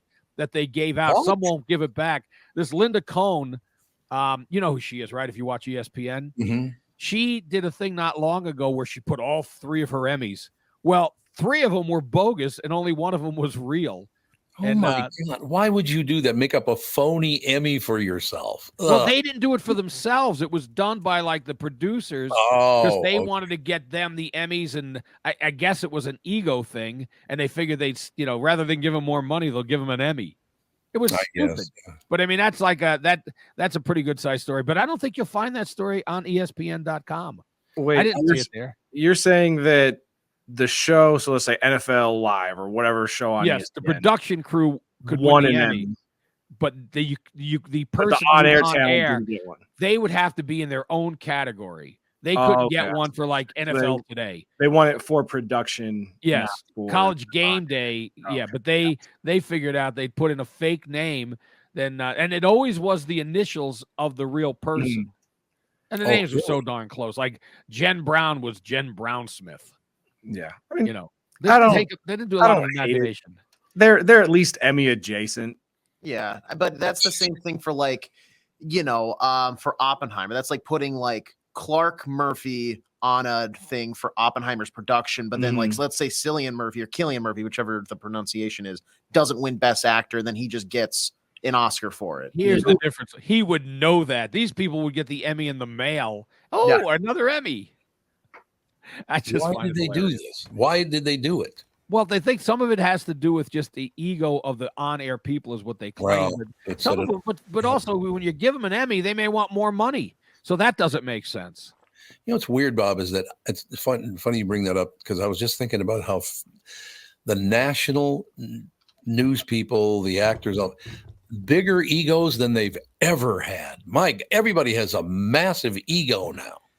Well, based on what? You're sitting in front of a camera reading the news. Oh boy, what a talent. And who cares? Well, I think the cleaning woman over at the place you used to work has a Marconi proudly on their mantle. Yeah, she threw it in the garbage. Because I threw mine away. That's right. And then she took it and put it on. She told me she put it on their mantle at home. She has an award. I wonder if she took my name off it. That would have been kind of. Well, it's not that hard to take it off and put another one on to get it. Oh, that's true. Yeah, you just get a new nameplate. No, look, all that stuff is wonderful. It's very, very nice and all the rest of it. But that happened. The reason I threw mine away is because I thought somebody else deserved it more than I did. But I won't even tell you who that is because I don't like them anymore. Well, then Brittany starts laughing. Well, I didn't know my mic was on. That just made me laugh. He could be talking about I just you took and a me, sip Brittany. of coffee, so I usually might mute my mic, but that made me laugh. It was either Brittany or Bob. I can't remember who it was that I thought deserved the award more than I did. So I have neither received nor deserved an award in my life, and I'll probably go my whole life with that same mantra. Okay, I'll give you a tip, and this is a true story because I've been lucky enough. I've won all kinds of that kind of stuff. All it does is piss other people off you work with. That's all that happens. They're not happy for you. They're pissed off at you because you won and they didn't. And I'm not with you, but I'm a perfect example. One of the years, the Gopher scandal, right? Yeah, the basketball scandal. Yep. Myself and there were 3 or 4 others. We did a lot of work on it. Now, George Dorman was the lead. I mean, he started it, but we got a lot of the information. We did a lot of the work. All of us were on every award, every national award except one, the Pulitzer. We were put in as an investigative team, but they had another investigative team that the Pulitzer committee, they wanted to give it to, so they moved it to beat reporting. So George, he got the Pulitzer as an individual after the rest of us all were part of the every other award. So if I do a resume, it's going to say was part of an investigative team that won a Pulitzer Prize, which is the truth. Because it was great to get these other awards, but the Pulitzer is the one in journalism anyone ever talks about. Isn't that kind of the same as like ESPN's on air going? Yeah, no, it's not. I didn't say I won a Pulitzer. We're a part of a team that. No, they got the Emmy. They actually got the Emmy. I don't have any Pulitzer on my mantle. The good news is Bob will never have to make a resume, so this doesn't even go into play. It's true. Ever. Very true. So we don't even have to. We don't even. I'm sorry that you're self-employed. What if I decide to start a new career? You're not wrong that I am a bitch, but that does not apply here. B-I-C-H. No. Gotta go with B-I-C-H. All you do is break people down and step on them. I'm all the bitches. You're mean. That poor baby of yours. What do you do to her every day? Just knock her down? Yeah. Oh, God. Nice. What are you doing this weekend, Bob? I'm finding a warm place to huddle. You're gonna huddle? You're gonna huddle in? Yeah, you know Steve Hukowski. He gave some great tips about if your electric or if your heat goes out. And by the way, to everyone out there, change your filter because your furnace is not going off this weekend. It's going to run overtime. As a matter of fact, when we get off the air, I'm going to go change mine just to be safe and help that. But get the fire. If you do lose it, get the fireplace going and don't put the gas stove on though. If you got the electric one, do that sort of thing. Friend of mine's dad. True story, Bob. You keep reminding me of all these magnificent moments in my life. I was talking to him about this, that, and the other thing. And, there's always a little stuffy in his house. And it's kind of weird. And then I found out, I said, my mom wants me to pick up a furnace filter. You know what? He goes, I don't use those. He never put a filter in his furnace. So all that stuff is flying through the air in his house. So instead of where it's supposed to go, he just didn't put one in? Exactly. He just didn't put one in. Well, it wouldn't clog, I don't think. I'm not sure. Well, it wouldn't clog, but you're breathing in all kinds of dust and whatever. It's like, Jesus, thanks. Oh, and public service announcement, don't build a fire in the living room to huddle around. Not a good idea. People have done that. Well, remember the Marx Brothers did that to Jack Warner. Did you ever hear that story? No. The Marx Brothers had a meeting with Jack Warner, Warner Brothers, obviously. And Jack Warner was late. When he finally did show up about an hour late, they were sitting around the fireplace. They had busted up all the furniture in the waiting area and were burning it in the furnace and the fireplace. Maybe he'll be on time next time. What do you think of that? Jesus. That's a bold move, don't you think? That's the most ridiculous thing I've ever heard. God, I still love. What a genius Groucho Marx was. All three of them though were geniuses. Yeah, they were. The only one who wasn't was Zeppo, the fourth one, who quit the team. That's right. He did. Why did he quit the team? He actually became. I think did he become there? No, Gummo, the original, the fifth Marx brother, was the manager. Gummo. Zeppo was supposed to be sort of like the good-looking one, but he was only in a few movies. Yeah, he is. That's exactly right. And Harpo was smart. I just don't talk. He really was brilliant. He was, absolutely. And he was hilarious. Yeah, those are great things. No question about it. Are there any good comedy movies that have come out recently? You guys know? Because I've been trying to find one and I can't find one. I watched Jennifer Lawrence's No Hard Feelings. And of course, there's flaws in the story, but it was entertaining. It was entertaining. When the fight scene goes down, I was LOLing. Yeah, that was a good movie. I did see that. You did? Okay. Yeah, she was really good in that movie. Yeah, I mean, I definitely understand that people be like, well, this didn't make sense or whatever.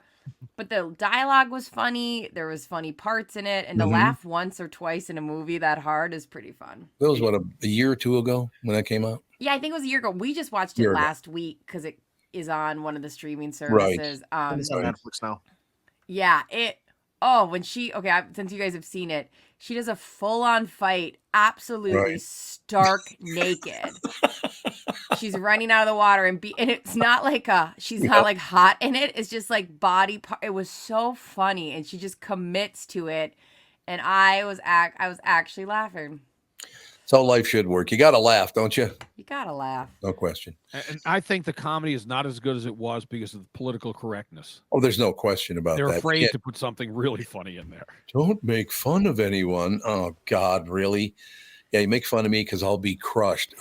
Why would I give a rat's ass if you made fun of me? Who cares? I think Gummo changed comedy forever. Yes, that's what it was, Brittany. Gummo did it.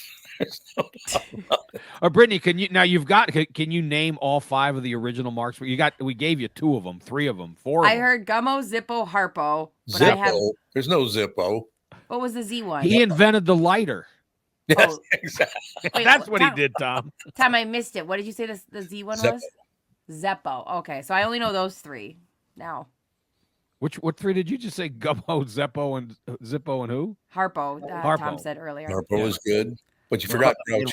Yeah, Groucho. Groucho. Yeah, You that's know good. Groucho. Groucho And- seems like an obvious Marx. And Yeah. Chico, which I thought was Chico most of my life. Yeah, it's Chico. Yeah, you're absolutely right. I The like Chico better. Craziest discussion I've ever had. He was brilliant. I will tell you that he's one of the funniest men ever born and really smart. If you haven't seen the Marx Brothers, get out and I mean that stuff is long before any of us were born. Yeah. But it doesn't make any difference. They're that funny. It's still relevant today. It's still funny today. That's how good they were. And the first movie was The Coconuts in The 1929. Coconuts. Was it 29? Yep. They made a movie during the Depression? Or maybe, it was during the Depression. But most of their movies were done making movies by the mid 30s. I tell you, I've mentioned this before, but I don't know, we took a couple of months off. We do that once in a while. We watch things, then we take a couple of months off. We started watching the later episodes of The Righteous Gemstones. My God, that show is funny.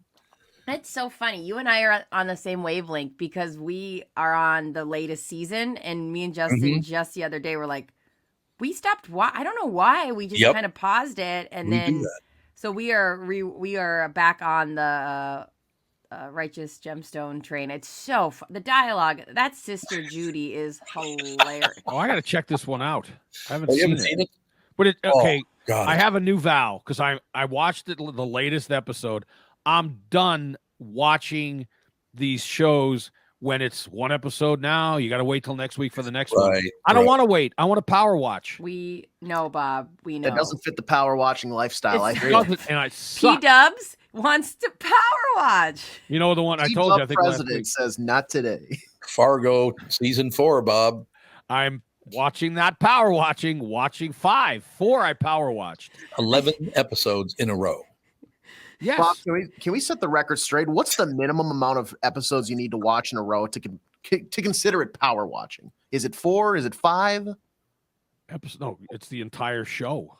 I assume series. She says, "Give me series or give me death." I assume Bob watches the first episode of a new show, and then when it gets over, he just like flips a little switch and he goes, "Power watch." And I'll tell you what. Well, like this week, this is a power watching weekend. Oh with God, cold weather. Yep. You know, I got to find one. Maybe Righteous Gemstones. Bob, phenomenal. Well, I call it power watching, but I will admit I didn't sit from start to finish all 138 episodes of Suits, and I broke my other vow. I will never watch something that's more than 2 or 3 seasons. I got hooked on that show. I don't know what it was. Yeah. Suits? Suits. Yeah, it was a good show. Tevin Brittany loves gives me Suits. shit about it all the time. I don't love Tevin? Suits. I just watched it, and now apparently I'm the spokesperson for the entire series. Kevin Suits Pittman. Yeah. I will say I have a new respect. I had no respect, so I guess I have some respect for Meghan Markle because she was no worse an actor or actress than anyone else on that show. True. She was good on the show. Yeah. And the show definitely got worse when her and the main, I forget what his name is, the main character left Mike at the end of the, I think it was like the end of the season. Yeah, calm down, guys. Some of us haven't power watched. You know Suits. what? In Gone with the Wind, they break up at the end. Oh, no. And the witch, she melts in The Wizard of Oz. Did I ruin it for you? Yeah, you did. My life has ended. There's a point where, you know what, you've had enough time to watch. Yeah. You know that I've never seen Gone with the Wind? I've never seen it. I actually I saw Gone with the Wind in the Suburban. I saw it other times, but start to finish for the first maybe hour, Sid Hartman. And then he got up and it was too much. He just got tired of watching and he left. I miss Sidney so much. And people don't realize if you knew Sid Hartman, you miss him so much now. It's unbelievable. And like I said, Chad and I are really good friends. That's part of it, I suppose. But I miss getting those phone calls from Sid. Bernard, what the hell are you doing to radio now? He was always pissed off at me about something. Tom, I know I've told you, but once in one of the 84s when I first met him up to his death, I got him to phonetically say Sansevier. It was Sansevar, every Zanzibar, other yep. time. Zanzibar. He could not say it. He thought it was Zanzibar. Yeah. That's Well, what he did. you know what? I would have liked to have seen Martina Navratilova sit down and have him say, God damn it. that was a classic. Do we still have that audio somewhere? Sid Hartman trying to say, Martina Navratilova. God damn it. It was I that's love phenomenal. Sid. Didn't you love Sid? God, Yeah. I love that man. I mean, he was an interesting cat. Well, the only bad part of that, Bob, is just a very short time before he died. I was at Murray's sitting in his booth when he came in, and he walked over and said, "You're sitting in my booth," but he didn't recognize me. Oh. That kind of breaks my heart that the last time Sid and I saw one another, he didn't know who I was. See, I think there was a lot of that when he started having, like, he'd have a nurse with him at every Vikings game for the last few years. Yep. And that was because, but the good thing is she drove. Because him driving, even in his prime, was a menace. Oh, well, first of all, his car, and I am not kidding, was loaded from the seats to the ceiling in the back and the passenger side of the front with paperwork. You could not see it through his back window. No, you could not. He had that much paperwork in his car that you couldn't see out the windows. Like, Sid, what are you doing? And I told you I was going to a Timberwolves game, and this car, and it's always was the caddy.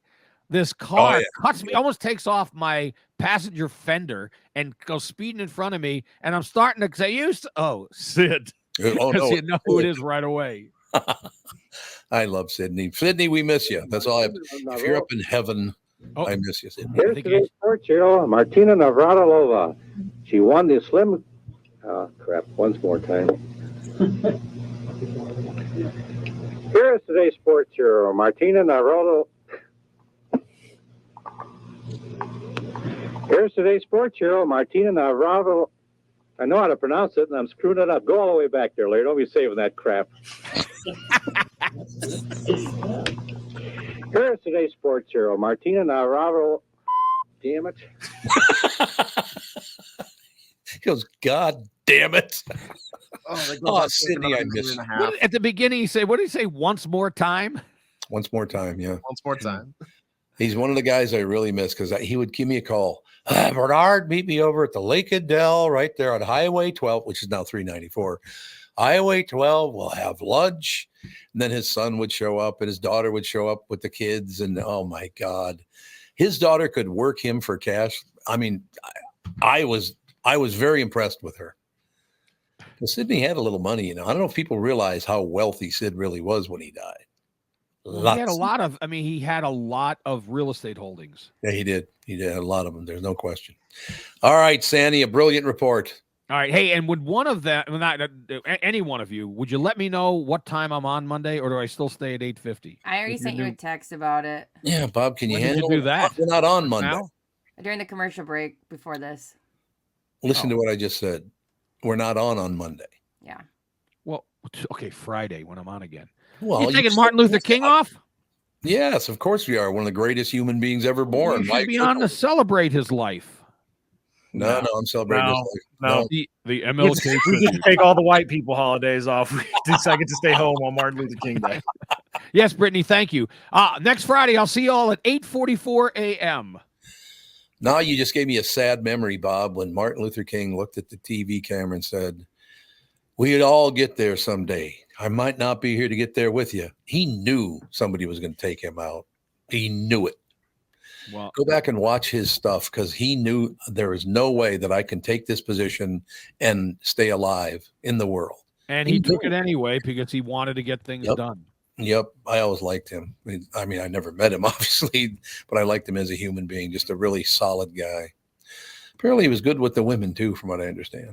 Well, everybody followed him, men, women, children. Did you ever talk to his sisters? Because he's got a couple of sisters that I talk to once in a while. I haven't talked to him, I guess, in about a year now, but I used to talk to him all the time. Very nice people. Very religious people, actually. Well, they're all reverends, right? They're all reverends. That's very true. Thank you, Sandy. See you later. Have a great Monday and weekend, and stay warm while power watching. He will get it done, no question. Bob Sansevier Sports brought to you by Bialke Law Firm. Heard at work. Dave Bialke goes to work for you, taking care of your workers' comp injury claims and denials. Call 763-571-2410 or go to bialkelaw.com. That's BIALKE law.com. Tell them Bob and Tom sent you. We shall take a break. Be right back. Great guest coming up next, right after this. This is the Tom Barnard Show. Listen live on the Tom Barnard Show app or at tombernardshow.com. You need to know a guy for your auto repairs, legal issues, banking, and more. The same goes for investment advice. You need a guy to help you be successful, someone you can trust who gets results. Well, I got a guy for you, Josh Arnold. Josh gives you straight talk, not sugar-coated advice about your financial situation. Josh has seen it all when it comes to economic and market conditions, and Josh can make sure that your retirement objectives match your investments. Do yourself a favor and call Josh now for a no-obligation 48-minute evaluation. You've got nothing to lose, and you'll get a different point of view for your investments. Call Josh at 952-925-5608. That is 952-925-5608. You'll be glad that you did. And tell him his guy, Tom, sent you. Investment services offered by Josh Arnold Investment Consultant, LLC, a security investment advisor. Past performance is no guarantee of future results. All investments involve risk. All comments and opinions are Josh Arnold's and do not constitute investment advice. Tom Barnard is a paid endorser. Is that text you're sending so important that you missed your turn? Is that text you're sending so important that you ran the red light? Is that text you're sending so important you didn't see the ball coming onto the road or the child that followed? Hi, I'm Mike Bryant from Bradshaw & Bryant. When you take your eyes off the road for even 4 seconds, the vehicle travels 100 yards. That's the entire length of a football field. If you absolutely have to text, you need to pull off the road somewhere safe and do it from there. Texting and driving is against the law and can cause serious injury or even death to you and others. Now that is important. We hope you're never injured in a collision, but if you are, please contact us. Find Bradshaw & Bryant, personal injury attorneys at minnesotapersonalinjury.com. Going farther with Mike Bryant on your side, seeking justice for the injured. Bradshaw & Bryant. Tom here, and I want to discuss a partnership that has been wonderful in my life, Zero Res Carpet Care. Very good friends of mine. Nothing is better to someone with a family than having a completely clean home. Your carpet is the biggest filter in your house. If you want to talk about pet dander or foot traffic, dirt from the outside, they all eventually reside in your carpet. So, Zero Res Carpet Care. Listen, around the holidays, you need to contact ZeroResMinnesota.com or call 952-ZEROREZ. That's 952-ZERO-RES. They clean your home with their electrolyzed pH-elevated water that doesn't use chemicals or soaps that smell like a janitor's closet like other cleaning services. How about a Tom Barnard deal? Well, here it is. Get 3 rooms, 0 resified, starting at $129, and don't forget your air ducts. Mention me, and they'll discount your air vents by $75 too. This is for the entire month, so call them right now, 952-0-RES, backward or forward, spells the same, or book online, ZeroResMinnesota.com. If it's available, ask for them to come to your place in the Tom Barnard named service truck. What an honor that was, by the way. Just mention me by name and get the special deal to get your home clean and your heart happy. We are back, ladies and gentlemen. You're going to love this headline. Good news, your next paycheck might be a little bigger. I actually have a little bit of news for you, Tom, if you don't mind. Lauren is running a bit early, so we actually have her on the line ready to go. We do. We can get to that other one. See, Lauren, I was going to waste a bunch of time for the next 5 minutes till we got to you, but thanks for jumping in early. I'm happy to be here. How's it going? Well, it's great to have you on. Lauren Patton, ladies and gentlemen, Promoting Death and Other Details premieres Tuesday, January 16th, next Tuesday on Hulu. God, Lauren, Hulu's got a lot of great programming, I think. I know it. I think they put out great stuff. And also, I got to give you a tip of the cap because there is no bigger fan of Blue Bloods than me. I love that show. I love everything about it. You were great on it. So let me get that out of the way, telling you how great you are. What do you think? Well, thank you. I appreciate it. Thank you. I appreciate. Well, it's a little bit of going, Lauren, you weren't that great in that, but everything else was pretty. Yeah, I'm not going to do that. It's not going to happen. You did a wonderful job. Lauren Patton, actress, singer, writer, best known for originating the role of Jo in the Broadway musical Jagged Little Pill, as well as playing Officer Rachel Whitten in the crime series Blue Bloods. We're talking about Death and Other Details today. What's that all about, Lauren? Well, it's a new murder mystery, and it follows this group of people who go on this vintage, lavish ocean liner and sail the Mediterranean, but then somebody gets murdered. So, of course, chaos ensues. But it's really super smart and funny, and you're going to be trying to figure out who did it the whole time. Lauren, one thing that I really, really miss, because back in the day, I did a lot of movie trailers, but they don't do movie trailers anymore. They still do. I don't know if they do outside voices for TV trailers either, but I used to love doing movie trailers, but I miss those. I know the classics where you would have a voiceover actor narrate the trailer. Those were classic. Why did they stop doing that? I don't know, but it makes sense because listening to you speak, you have a good voice for that. So I envision it. Yeah, I have a good voice for that, but I don't have a good voice for "you're a really nice person," because it doesn't sound genuine. You know what I mean? Well, it's true. People are like, "What are you mad at?" I'm not mad at anything. What are you talking about? You're just serious. That's all. Well, ladies and gentlemen, set amidst the glamour of the global elite, death and other details centers on the brilliant and restless Imogene Scott, who finds herself in the wrong place, wrong time, becomes the prime suspect in a locked room murder mystery. See, it's right down. Is it either down my alley or up my alley? I can't remember. It's one of the two. It's up my alley. Your alley, I think. So death and other details centers, like I said, on the brilliant. So are you the brilliant and restless Imogene Scott? I am not. That is played by the wonderful Violet Dean. But my character is Anna Collier, and that's Imogen's best friend. And they grew up together kind of like sisters. And Anna is the daughter of the Collier family who owns this multi-billion-dollar company. And that's sort of what all the people are revolving around is this company. And Anna's poised to take it over. Lauren, I've been talking about this quite a bit lately because I've always been a big fan of television and movies and all these things. There's no question about it. But I got to be honest with you. I think now, because of streaming television, the movies on television, shows on television, they're fun. It's the best it's ever been, Lauren, in my opinion. I think you're right. It's sort of like the golden age of television. Streaming has really opened it up to have a lot of different types of TV shows, and there's just so much good storytelling that you can watch. There's no question about that. Obviously, you love doing it. Does it take? I don't know why it would, but I don't want. Actually, to tell you the truth, I don't even know why I'm asking this. But does it take less time to do a television project as opposed to a movie, which used to take, sometimes it take a week after week after week after week?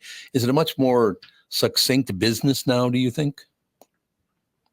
I think it depends on the type of show or the type of movie, right? Because sometimes you'll do an indie film and that'll shoot for 2 or 3 weeks. And a television show, like for us, we filmed 10 episodes. We filmed over the course of about 4 months. But also it can be kind of prolonged. We filmed the pilot episode first in 2021, and then we came back and filmed the season in 2022. And now here we are, beginning of 2024, and it's finally coming out. God, that's funny, Lauren, because you just said that. And I do this every year, swear to God. What do you mean 2024? Oh, that's right, it is. Honest to God. It's like, pay attention, Tom. That might be a good plan. So now, Lauren, where did you grow up? I grew up outside of Chicago. I love Chicago. Used to work there a lot. Matter of fact, A+ was my agent. They were wonderful. Yeah. But I just, the reason I asked. Great people. Oh, did you work there as well? I did. Yeah. That's where I got my start. I did commercials and voiceovers and theater in Chicago as a kid. I thought you looked familiar because I think I've met you before. That was a really cool place. I loved it. It was a wonderful deal. But yeah, I mean, to grow up in Chicago, first of all, Chicago is one of the best cities in America. I love the place, no question. But the voiceover, the acting, the theater, all the rest of it. Were you, when you were a little kid, did you just look around and went, wait, this is what I want to do? Yeah, my family is not an acting family. It's just something that I wanted to do from the time that I was a child. And I was fortunate. I had really supportive parents, and they got me into community theater. And I've been doing it my whole life because of that. See, I think that's a wonderful thing. Living the dream, sister. That's all I'm saying, right? Yeah. Okay, so Tuesday, January 16th, day after Martin. A lot of people have Monday off because of Martin Luther King Day, which is a wonderful tribute to a great man, no question about it. Then we can sit down and watch Hulu. And by the way, I do think, and again, I'm not just saying this, Lauren, because you're on Hulu, but Hulu, I think, does the premier job with streaming. They do a really great job with that stuff. Yeah, I mean, you look at this season. They have Only Murders in the Building. They've got The Bear. I mean, they have really excellent television. So I'm excited to be part of it. No question about that. Do you, because of streaming now? I've never asked anybody this question, Lauren. So you're going to have the first answer to this question. Okay. Is there a lot more work because of streaming now for actors and actresses? I do think that, yes, there are more television opportunities because it just has opened up who's producing work. There's just more producers and therefore more content. See, I think that's a wonderful thing. By coincidence, we were just talking about this about an hour ago on the show that we just, you sit down now, boy, if you can't find something to watch because of streaming, you got some mental problems or you got some kind of problem because every night you want comedy, you want drama, you want whatever. It's all right. And look, Lauren, I'm kind of sad that the movie theater business is not what it used to be. And I hope it does come back in some way, shape, or form. I don't know if it will. Yeah, isn't that sad, kind of? No, I think there is something very special about seeing a film on the big screen in a theater. But I think, things are happening to try to preserve it. I know different award shows are now requiring an exhibition in theaters for a certain amount of time. So, I think there are steps being taken to preserve it. But of course, it has fundamentally changed with everything, the advent of streaming. Yeah, I understand exactly what you're saying. Lauren, is there one role, and I ask people this a lot, is there one role you've always wanted to do that you haven't been able to do yet? And maybe someday you can get it done. Is there one person you wanted to play? It's funny. I'm always bad at this question because I think in my career I've done a lot of new work. And so my answer to it is I never know because I'm excited by what people are writing and what's new. So I never know what's around the corner and what's going to be, oh my God, the role that I've dreamed of. So to me, it's always exciting to read new work and see what's out there and get inspired by that. No question about it. Now, don't take this, wrong, because I ask everybody who's ever been on Blue Bloods, because I've never met him, never talked to him. I've been in this business for 53 years, so I pretty much talked to everybody in the business, but I've never talked to Tom Selleck. Is he as great a guy as he seems? He is a really wonderful guy. Yeah. That's what I hear from everybody. Incredibly lovely to me. Very kind man. No question. He's not a bad looking fella either, wouldn't you think? No, are you kidding me? Are you kidding? Lauren, we'll be watching on Tuesday, January 16th on Hulu, Death and Other Details. Lauren Patton, you're a wonderful guest, Lauren. Please come back. Thank you. Thanks so much for having me. Thanks a lot. Lauren Patton, ladies and gentlemen. And I'm very serious about that. Streaming has changed viewing forever. And there's no question that right now streaming is much better than movie theater. But they're not making stuff for movie theaters anymore. I mean, I was just talking to Bernie Lauer about this a couple of days ago that I did Marcus Theaters forever because they sponsored, part of the show. And to not, be doing Marcus Theaters at this point or whatever. Do you think movie theaters, and I'm asking you guys this because you're right in the middle of that 25 to 35 or 37 or whatever, do you think the movie theaters will make a comeback? It's hard to imagine. Yeah. I mean, I think that we're at a point where it's kind of that like pivoting because I see movie theaters finally accepting the fact that they have to pivot. They're being creative about some stuff. Like if there's a kids movie, they'll put on hey, this is a kids show. Like this is just to give everyone a heads up that people will sing loudly and dance. And so they're looking at it more event wise. And I think that's so smart. And in the way that they are marketing going to movies, Mean Girls is coming up and they're trying to make it very like lean into groups, lean into like the Marvel group, like whatever groups. But it's hard to imagine because it's definitely when you go there aren't as many people working. A lot of times you have to do like the digital tickets and stuff like that. So maybe they can streamline and figure out how to do this and still make money. Yeah, and I think that the days of everybody going in and sitting in a stadium style seating to just watch the movie, that's kind of dead and gone. Maybe if you have your big, Taylor Swift or Barbie, you have 1 or 2 rooms that are like that for those films, but it's almost, I think they would need to pivot to like a lounge type feel where like a lot of them have the, more comfortable furniture and it's maybe only 20 people in the same room. Cause I think people would be more likely to, if it's an experience and you're not just crammed in there where you feel like it's a rotating door of people in and out, you pay more for that experience and you want that intimacy, I guess. Give me more gimmicks too. Like intermission. I love intermission, especially on these films. I don't want to have to like dehydrate myself knowing I'm going to a movie. And then I'm like, I got the dry mouth for 3 hours. Like I just want another sip of the icy that I bought, but I don't want to have to go to the bathroom in like the most crucial time. Cause I waited past the boring dialogue where whatever, but now it's the action scene at the end. It's the penultimate battle. And oh God, I really I want that. But then like giveaways too, for some of these like main, like big movies. I know you always have like these special popcorn buckets or for Saltburn, which I know we talked about, I think yesterday, I saw people got these like bathtub, like gravy pours or something like that. Like in it's limited edition stuff, but something like that to where you in the lounging aspect that you brought up, Tevin, that's phenomenal. Because like for me, like if you told me there was a room that had, a couple couches in there and it was like essentially you put your living room in the movie theater,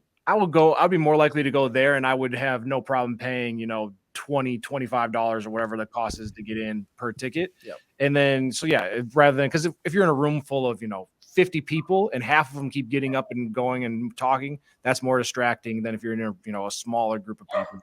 And etiquette too is a big thing that I think needs to switch back around. I hear too many stories about, and I haven't been to a movie now in a little bit recently, just because the last time I was there, it was just constant talking and people on their phones. And then, I don't want to be confrontational, be like, hey, I need you to shut up. I'm trying to watch this. But then, then all of a sudden I'm the bad guy because it's not important to, oh, look, we got a guest. We got a special guest. Ethan's with us. Hi, Ethan. Can you say hi, Ethan? Mwah. You're not interested. You like the zoo yesterday? Where's Bob? Oh, he's too fascinated. Oh, he's pointing to the U. He points to Brittany. Here we go. Hat. You like Brittany? Hat. Did Bob have his hat on?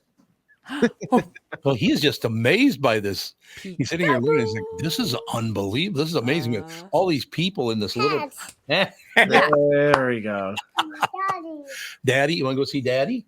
Oh, Daddy talks in that microphone. You're right. That's Daddy's mic. And Nana too. Daddy and Nana and Bop. Exactly right. Yeah, we took him to the zoo yesterday. And it was fun. What? Phone. Headphones? Yeah, you got headphones. That's Uncle AJ. All right, there we go. That's Kevin. You already stared at Brittany. And Bop's up there too. Yeah, That's exactly right. That's one of those situations. What?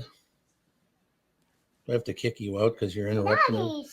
Daddy's. Oh God. Oh, whoa. Let's not do that. You try to grab my buttons. No. Buttons. Oh, push all the buttons. Push all the buttons. Push the buttons. We'll be done early today. Push all the buttons. Exactly. Because you push all the buttons. Yes, do that with your giggles. Yes. He wants to push all the buttons. I love some chaos. Bye. Bye-bye. Bye-bye. We'll see you in a minute. Mwah. I'm coming right out. I'll be right out. That's a problem I have having Go-Go is we do a lot of blow kisses, and now that has bled over into my real life where I constantly blow kisses. Yeah, he was also not receptive to No, I can tell he's not a blow kisses kind of kid. My kid, literally, every time she wants to get out of something, she'll say, wave and go, mwah, and it's so offensive because sometimes I'll be like in mid-conversation and she'll do it to somebody like, you're boring, bye, mwah. See, now right there, I'm just telling you how people can be so miserable in their lives and hate everybody. Once you have a family, once you have a wife, a husband, you get kids, you got grandkids or whatever, it's magnificent. Oh, that's my favorite part is on days that we don't have daycare is I get to run out of here and I get 1 hour before she takes a nap where we just play hard and we just laugh. It's the greatest. She's so fun. I mean, if you don't have a family, I suppose if you don't want a family, that's a different deal. But yeah, I could never go through my life being pissed off about everything somebody says on television news because they're just trying to piss you off anyway. You know, stir the pot so you'll tune back in and make sure everything. He's still trying to get in here. Oh, yeah. He's full on punching the glass. Well, he and I get along pretty well. I get along really well with the grandkids, but no, that's just the whole deal. Just be happy, enjoy your family, calm down. I mean, in this job, somebody else said, is that job stressful? I sit and bullshit in a microphone. How could that possibly be stressful? Yeah. Right? Yeah. I suppose unless you want to be like, you know, I don't know, whatever. What would push you so hard that it'd be stressful to work in radio or podcasting? I know. I always tell people that too, is like worst case scenario in our job is we don't go on air. Nobody dies. There's no need to run around and yell. I've had producers freak out, you know, when you've gone off air and things like that. And it's like, listen, I think we've probably all been in life and death situations. This is not one of, it will never be one of them. Like, relax. If the world doesn't hear my voice, they're not going to like bleed out somewhere. It will be fine. What if they do hear your voice and they bleed out? I assumed you were going to say that. And as I said it, I go, here's how he's going to twist it. You know me long enough to know that was coming next, I suppose. Yes. Cheers to that. But no, I like a lot of people, don't let the kids come in. No, let the kid. This is part of life. I know it's a podcast and all the rest of it, but I have a life. You have a life as well. So the kid wants to come in, sit down for a couple minutes. Good. Glad to see it. Right. Oh yeah, I mean, right, and odds are, if the kid that wants to come in isn't allowed to come in, there might be some crying, which is going to last longer than the 30 seconds of him just coming in. That's true. God, I can't let Gogo know this exists, that I'm here. It would be, she would be insanity. But Ethan handles it pretty well when they're like, "No, you can't go in there." He's like, "All right, cool, I'll go hang out with Daisy." How old is she now? 14, 15 months, something like that? She's 19 months, 19 over a year and a half. Over a year and a half. God, that was quick. It feels insane. Like it feels really does. Yeah. At what point do you stop counting months? Probably at 2. I think at 2 Yeah, because 2. like there's a huge. I know it sounds crazy, but there's a huge difference between if I say she's 1 year old, like 1 and 1.5. That is, you know, a 50% rise in her age. Like that, 18 months is kind of like the standard where you start like. And so you kind of use that as like I said she was 1 until she was 1.5, but there's huge developmentally what changes between 1 and 1.5. That's why people always mark it. Okay, I have to ask a question. Who set up the camera for Officer Dave? We're going to fix it in the break. We are his view from his crotch. It is alarming. I don't love it. I feel like he looks like Jack Reacher just towering over the rest of them. It looks like bigger than ever. It looks like one of those, like a new movie maker was like, I have a very, like during like a sex scene, like I have a very intriguing shot we're going to try. And like, this is the view from his crotch. No, this is the point of view if you just got in a fight and like you just got knocked on your ass by Dave. Dave, yeah. He's just towering over you. If you tried to like rob a store in his jurisdiction, this is the view you get as you lay down. I'll go gal fan. Yeah, there you go. I mean, there's so many things to fix it, and that is only one of them. It is wild. Like it's okay, guys. Like Brittany just said, nobody's gonna die. Right? Yeah, Brittany. Is somebody gonna bleed out because I don't know? Your feelings seem to be really hurt when I added one comment. Please. We have to take a break because we have Tim Lammers coming up. Officer Dave in with us. We'll be right back. This is the Tom Barnard Show. Listen live at tombernardshow.com or on the Tom Barnard Show app. You know the song Kokomo? It's supposed to be off the Florida Keys, right? Hate to break your Beach Boys bubble, but that's a fictitious place they made up for the song. Fortunately for the rest of us, the Florida Keys island chain are as real as the taxes you have to pay in Minnesota if you're a resident. Now that's a reason to move south. In addition to Florida and all of Monroe County being beautiful, the Keys from Key Largo to Key West are even more beautiful. This is Tom Barnard, part-time Florida resident myself. And if you want a second house or a new retirement home or want to become a Floridian, may I suggest you contact Matt Carlson from One Key West Realty. Matt grew up in Litchfield. He's a super real estate agent when it comes to finding your tropical island space in the Keys. He lives there and here, and Matt knows what's best in Key West to buy. for your second home in Florida. Matt teamed up with fellow Minnesotan from Sartell and Alexandria, Kristen Eklund, who's one of the top mortgage brokers in the country from Coast to Coast Mortgage. She'll get you the financing you need to buy a home in Florida or in Minnesota. Matt's part of the Lake Sotheby's International Realty Group here in Minnesota, and Kristen, his mortgage colleague, lives and works in the Keys, so they both know the Florida Keys' new and existing homes for sale and are Minnesotan through and through. Contact them by heading to onekeywest.com. That's onekeywest.com. Hello, I'm Brad Huckle, President and Chief Lending Officer at North American Banking Company. And I'm Michael Bilski, CEO at North American Banking Company. As a locally owned and operated community bank, we work with many multi-generational businesses. Take personal care dentistry of Roseville, for example. Dr. Walter Hunt, also known as Painless to Me, has been a longtime customer of the bank since we opened the bank in 1998. When his son Kyle was ready to join the practice, they wanted to expand quickly. With their additional space and equipment, they now are able to see more patients each day while providing the same level of care and service. Okay, guys, I'll take it from here. If you run a family business or any kind of business for that matter, you should be banking with Brad and Mike over at North American Banking Company.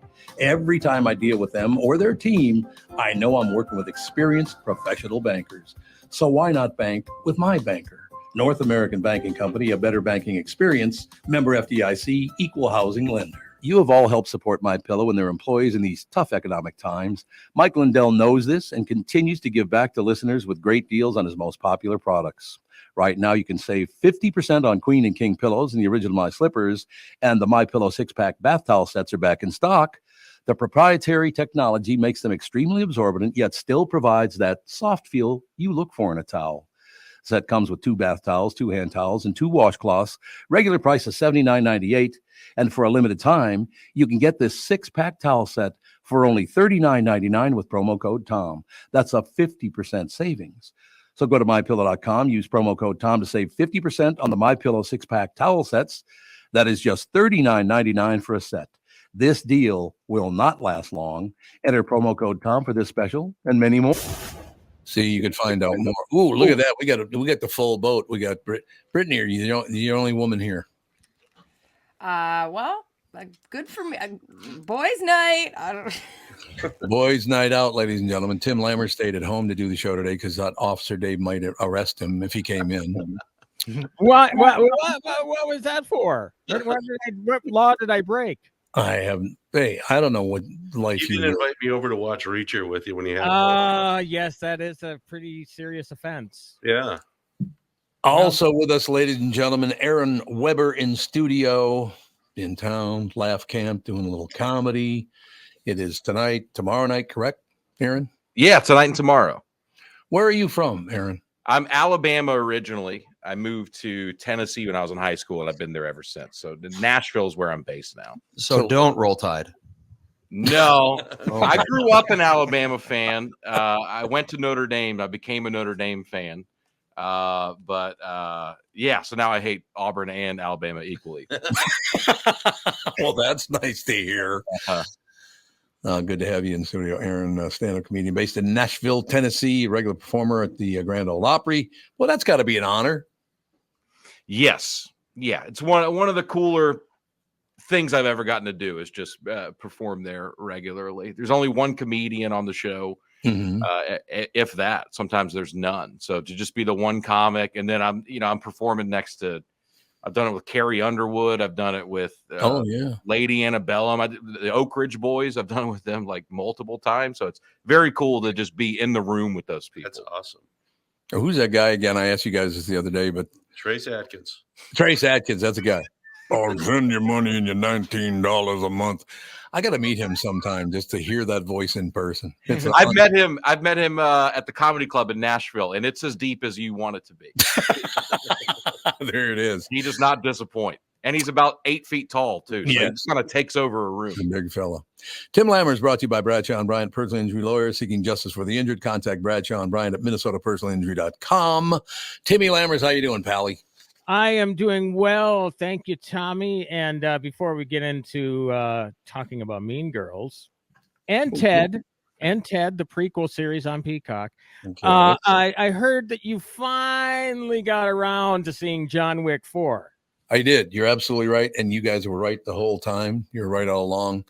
It was long. It was 3 hours on. Well, it's just showed us like 2:55, something like that. Yeah.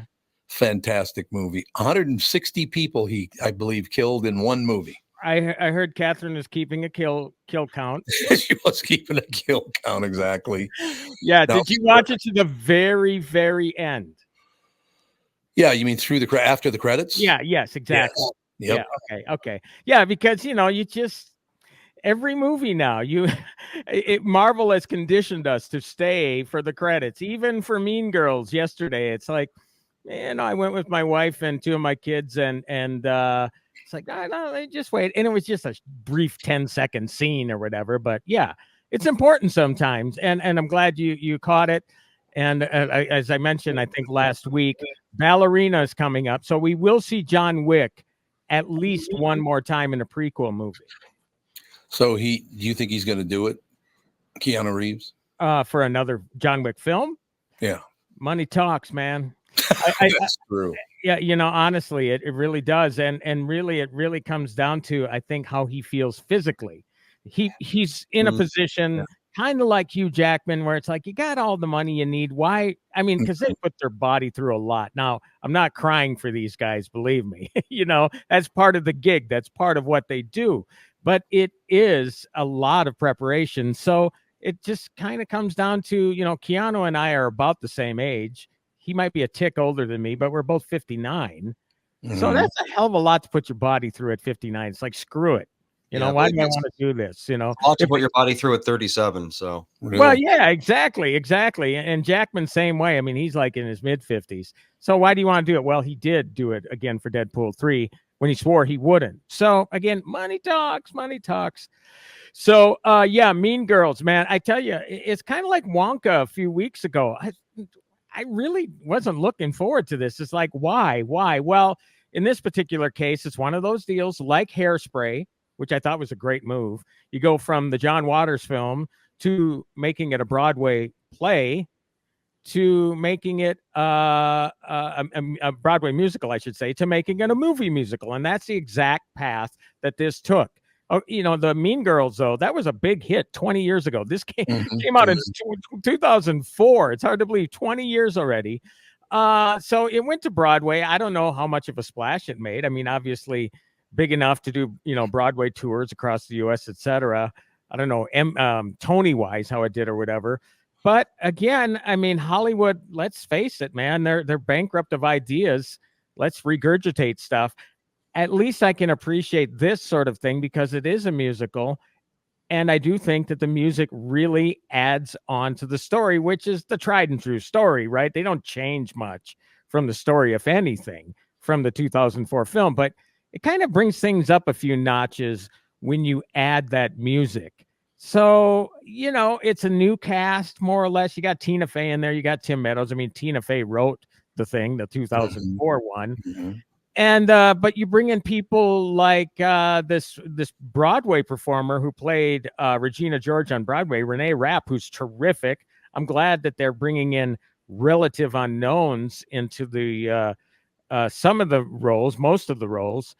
You have her two minions, the other two Mean Girls, relative newcomers. I haven't heard of them, but you got to remember Rachel McAdams, Amanda Seyfried, Lacey Chabert, they were all relative newcomers when they did Mean Girls 20 years ago, and look where their careers went. So I'm all for new talent too. So I really like that about the movie. No, it's understandable. Aaron, by the way, if you have any questions, feel free to jump in because I see you're kind of tending to agree with Mr. Lammers. You'd be the first person to ever do that. Well, yeah, the original Mean Girls came out at such a pivotal time in my life. I was 13 when it came out. I mean, I was who they wanted to see that movie. And I watched it recently. So you're just talking about it's been 20 years. It's pretty amazing. It's been that long since that movie, still quoted regularly. It's one of those movies where the quotes kind of transcended the film in a way. I think people quote that movie all the time and don't even realize it. It's been one of those movies. So I didn't even know, maybe this is a failure of me. Maybe it's a failure of them. I didn't even know that there was another movie in that universe coming out. So I mean, I gotta check that out. Yeah. And I see Brittany nodding too. I mean, my daughter said, this is a real classic for millennials, right? Yes. It really is your movie. It's one of those movie, kind of like maybe Animal House is for our generation, Tom, and also Dave. I don't know how big of a fan Tevin is of the original Mean Girls, but it's definitely in the wheelhouse of millennials, Gen Z, and I have to say, I mean, look, I know it's different. I know that I'm slightly out of touch when it comes to that stuff, although I kind of am dialed in because I have kids that age. But it really works, and I just love the fact that you can bring a film to theaters with people. How many people have actually seen the Broadway musical, right? So you have this really tall order of plugging in these musical numbers that people really, by and large, don't know, and be successful with it. Yeah, that makes total sense. One thing about Tina Fey, I think I mentioned this before, the last Hercule Poirot movie, Agatha Christie. Tina Fey was in it. She killed it. She was phenomenal in that movie. You used to hate her. Yeah, I did. I used to hate her guts. Well, you know what? I wasn't really a fan of hers on Saturday Night Live, but I wasn't either. Never. Only Murders in the Building. She's also in that. She's really good in that. I've never watched 30 Rock, although I understand it's a great show. I kind of had a grudge. I still a little grudge against Tina Fey because I was supposed to talk with her for Mean Girls 20 years ago, and she stiffed me. She never. Oh, poor guy. Yeah, I know. Typical. I know. But typical. Smarmy. Well, that's true, Officer Dave. That is very, very true. So, but I tell you what, again, the story is pretty much the same, almost note for note in a way. But when you sit back and you realize the biggest change, obviously, is the music, but also you realize how much the Mean Girls have been using social media as a weapon, if not teens in general, because they got so much of that sort of thing in here. I think it's been horrible. High school has been a very tough place for a lot of people because of those cliques, right? But I think it's amplified by social media, and they don't shy away from that here. They kind of point out that, you know what, this now they're weaponized, the Mean Girls, if not all the awful teens, by this sort of thing. And maybe you guys, Aaron, Tevin, and Brittany experienced some of that going to school. Yeah, my dad is a high school principal. He's been a high school principal for almost 30 years now. And I asked him recently, I said, how have kids changed since when you started? And he told me kids are the same. They have the same things going on in their lives. They behave the same way. They have the same insecurities, same fears. The only difference is the phone now. He said the social media, it changes everything. It's the stuff that it would be personal between two kids is on the internet. Now everybody's kind of tuned into it. So yeah, it's a whole new set of problems for kids these days. I don't envy them. I didn't have a smartphone until I was in college. So I kind of missed having to deal with all that in high school. And I'm not envious of those kids. Well, there's a scene in this movie right away, and it's typical for most schools around the U.S. too, I would imagine. But, the teacher's trying to get the students' attention, and they got their damn phones out. And it's just so aggravating seeing that. It's one of these deals where if I were a teacher, and I think there's an actual district in Minnesota that recently said, hey, no phones in the classroom, which is great. Yeah. People, what about emergencies? Well, call the office. Go get the kid in the deal. So, but anyway, like I say, I saw Brittany nodding. What are your thoughts about seeing this new version of it? Oh, I'm so excited. I mean, 40% of my personality derives from Mean Girls. I would love to be Regina. That's why I pick on you all and call you delicate. Thank you. You're welcome. I'm so excited. Me and the 12-year-old neighbor, she wants to go, so we're gonna make a whole event of it. We'll make a burn book, all the things. Oh yeah, you got that in this too. You do. Yeah. And I will say again, well, my 28-year-old daughter and my 23-year-old son went with me, and they just loved it. They absolutely loved it. And to be honest with you, there are only about 6 people in the theater, so including my wife and I. But they were laughing out loud. They were having a great time. I can't imagine what it'll be like with an audience, right? So yeah, it has my seal of approval, that's for sure. I'd say about 7.5 or an 8 on the Lammometer. Again, I'm a little out of touch with certain things, but one other thing I want to mention is I don't know how to pronounce her name. Ali Cravalho is in it, and she was the voice of Moana and the singing voice. Oh, okay. I mean, again, and this is probably why. I mean, she's known, but this is probably why you have relatives unknown, because they have that singing experience.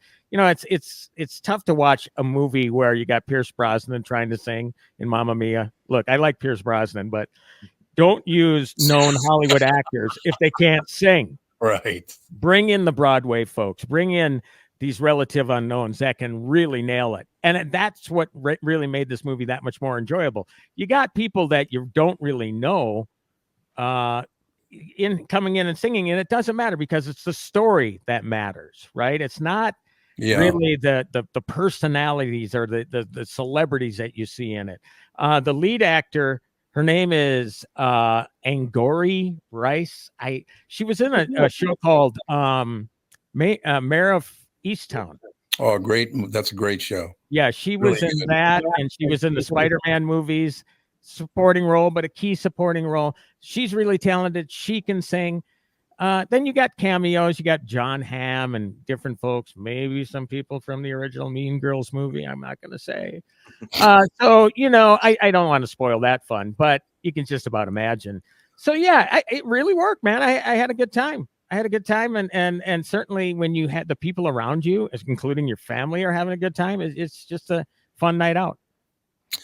Well, see, that's all you ever do is make people's lives better. That's all I'm saying. What can I say? Yeah, No, this is the one that I'd really like to get Aaron's take on, because the Ted movies, there were 2 Ted movies with Seth MacFarlane. Yes. MacFarlane, Mark Wahlberg. Getting him mixed up with Rogan. Ooh, that's cool. Yeah. I mean, you know, they were good. They were funny. And this is a prequel series on Peacock where you have John Bennett is the Mark Wahlberg character in the movies. The story is that he wished for this teddy bear to become real when he was young, and the bear became real, and it was a big hit in the 80s and the 90s. People didn't give a they didn't care anymore. And that's the premise for this, except for now John Bennett is a 16-year-old, and they are forcing Ted, the teddy bear, again voiced by Seth MacFarlane, to go to school. So basically this is the movie all over again. It's just rude, crude humor throughout. I laughed out loud a lot in that first episode, but it's basically more of the same after that. So the first 3 episodes, I thought the humor, and honestly, I don't get offended by a lot of things, but I think they kind of go down avenues where when the humor is mean, you know, and I don't want to say why, but it's like, oh boy, they're really pushing it here. And then when the 3rd episode comes along, and it's written and has a small role by a pal of yours, Dana Gould. Oh, yeah. Yeah. Which is basically about renting pornos and doing things with lotion. That's the whole movie. It's like a 1-joke deal. I mean, basically, Ted is a 1-joke series. Yeah. Right. It's just about, let's see how we can shock people. Yeah, so you're smiling, Aaron. I mean, do you like the movies? You're gonna want to laughing at doing things with lotion. That was such a I didn't want to describe exactly, but I think you did actually. I think you did a really good job. Thank you. It. Yeah, I loved those. Came out when I was in college, I believe. Those first 2 movies, and I loved them. I haven't watched them in a while, but I didn't know. Again, I feel like I'm so out of touch. I didn't know any of this was going on. I didn't know. I didn't know there's a TED show going on. I got to check this out now too. Well, honestly, I didn't find out till a couple of days ago. You got to remember streaming services, man. There's like 100 new shows every week. I mean, it feels like it. It's hard to keep up on that sort of stuff.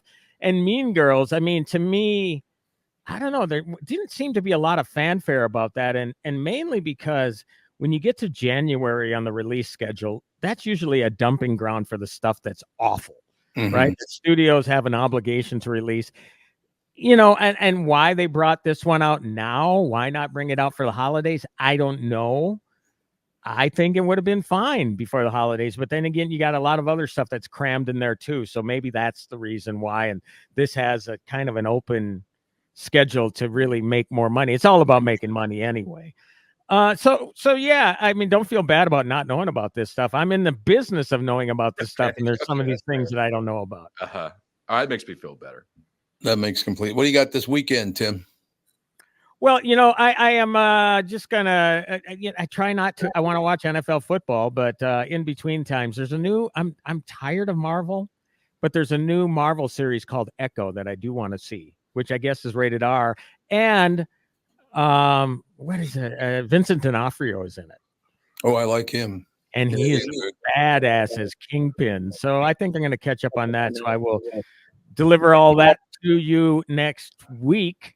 Is everybody caught up on their movie going? Has everybody seen The Holdovers yet? Wonderful. So great movie. Oh, yeah. And how far are we along on Reacher, Officer Dave? I caught number 7 last night. And you could just tell at the very end, he's making his death count in his head at that point. I do writing apart from what I do here with the reviews and stuff. And I was shocked to discover, and did a story on it actually, that Alan Ritchson was actually a contestant on American Idol. What? In season 2 I didn't know and that. 3. Season 2, Simon and Randy said no. Paula said yes, although there's video out there. He flirts with Paula Abdul. Oh, well. Okay. Season 3, he actually went on to the Hollywood round, and they screwed him over because by trade, the guy, he writes songs, he sings and all that sort of stuff. When he got there, they brought him down to the hot tub, and he was a model at the time. So they introduced him to a female model. They said, let's get a shot of you two in the hot tub talking and answering questions. And now, you know what? This is American Idol. Let's show people how we're having fun.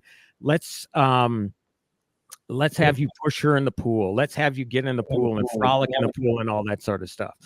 So when it came to the airing of the show on night 3, where in reality he was helping other songwriters with their songs, doing the good thing, being a good guy, he was guiding these people. They said, well, wait, where's Alan? Where's Alan? We got to find him. And then they cut to a shot of him screwing around in the pool, making it look like he was irresponsible. That's not bad. I know, but he learned Hollywood the hard way, man. Yeah, But I knew he could sing. He did actually in Titans. He sang a song, got up and did karaoke, and boy can sing. Yeah, and apparently play guitar and everything. And but you know what? I mean, we all have this path, right? And he knew he got hosed with American Idol. He didn't make it past the Hollywood round.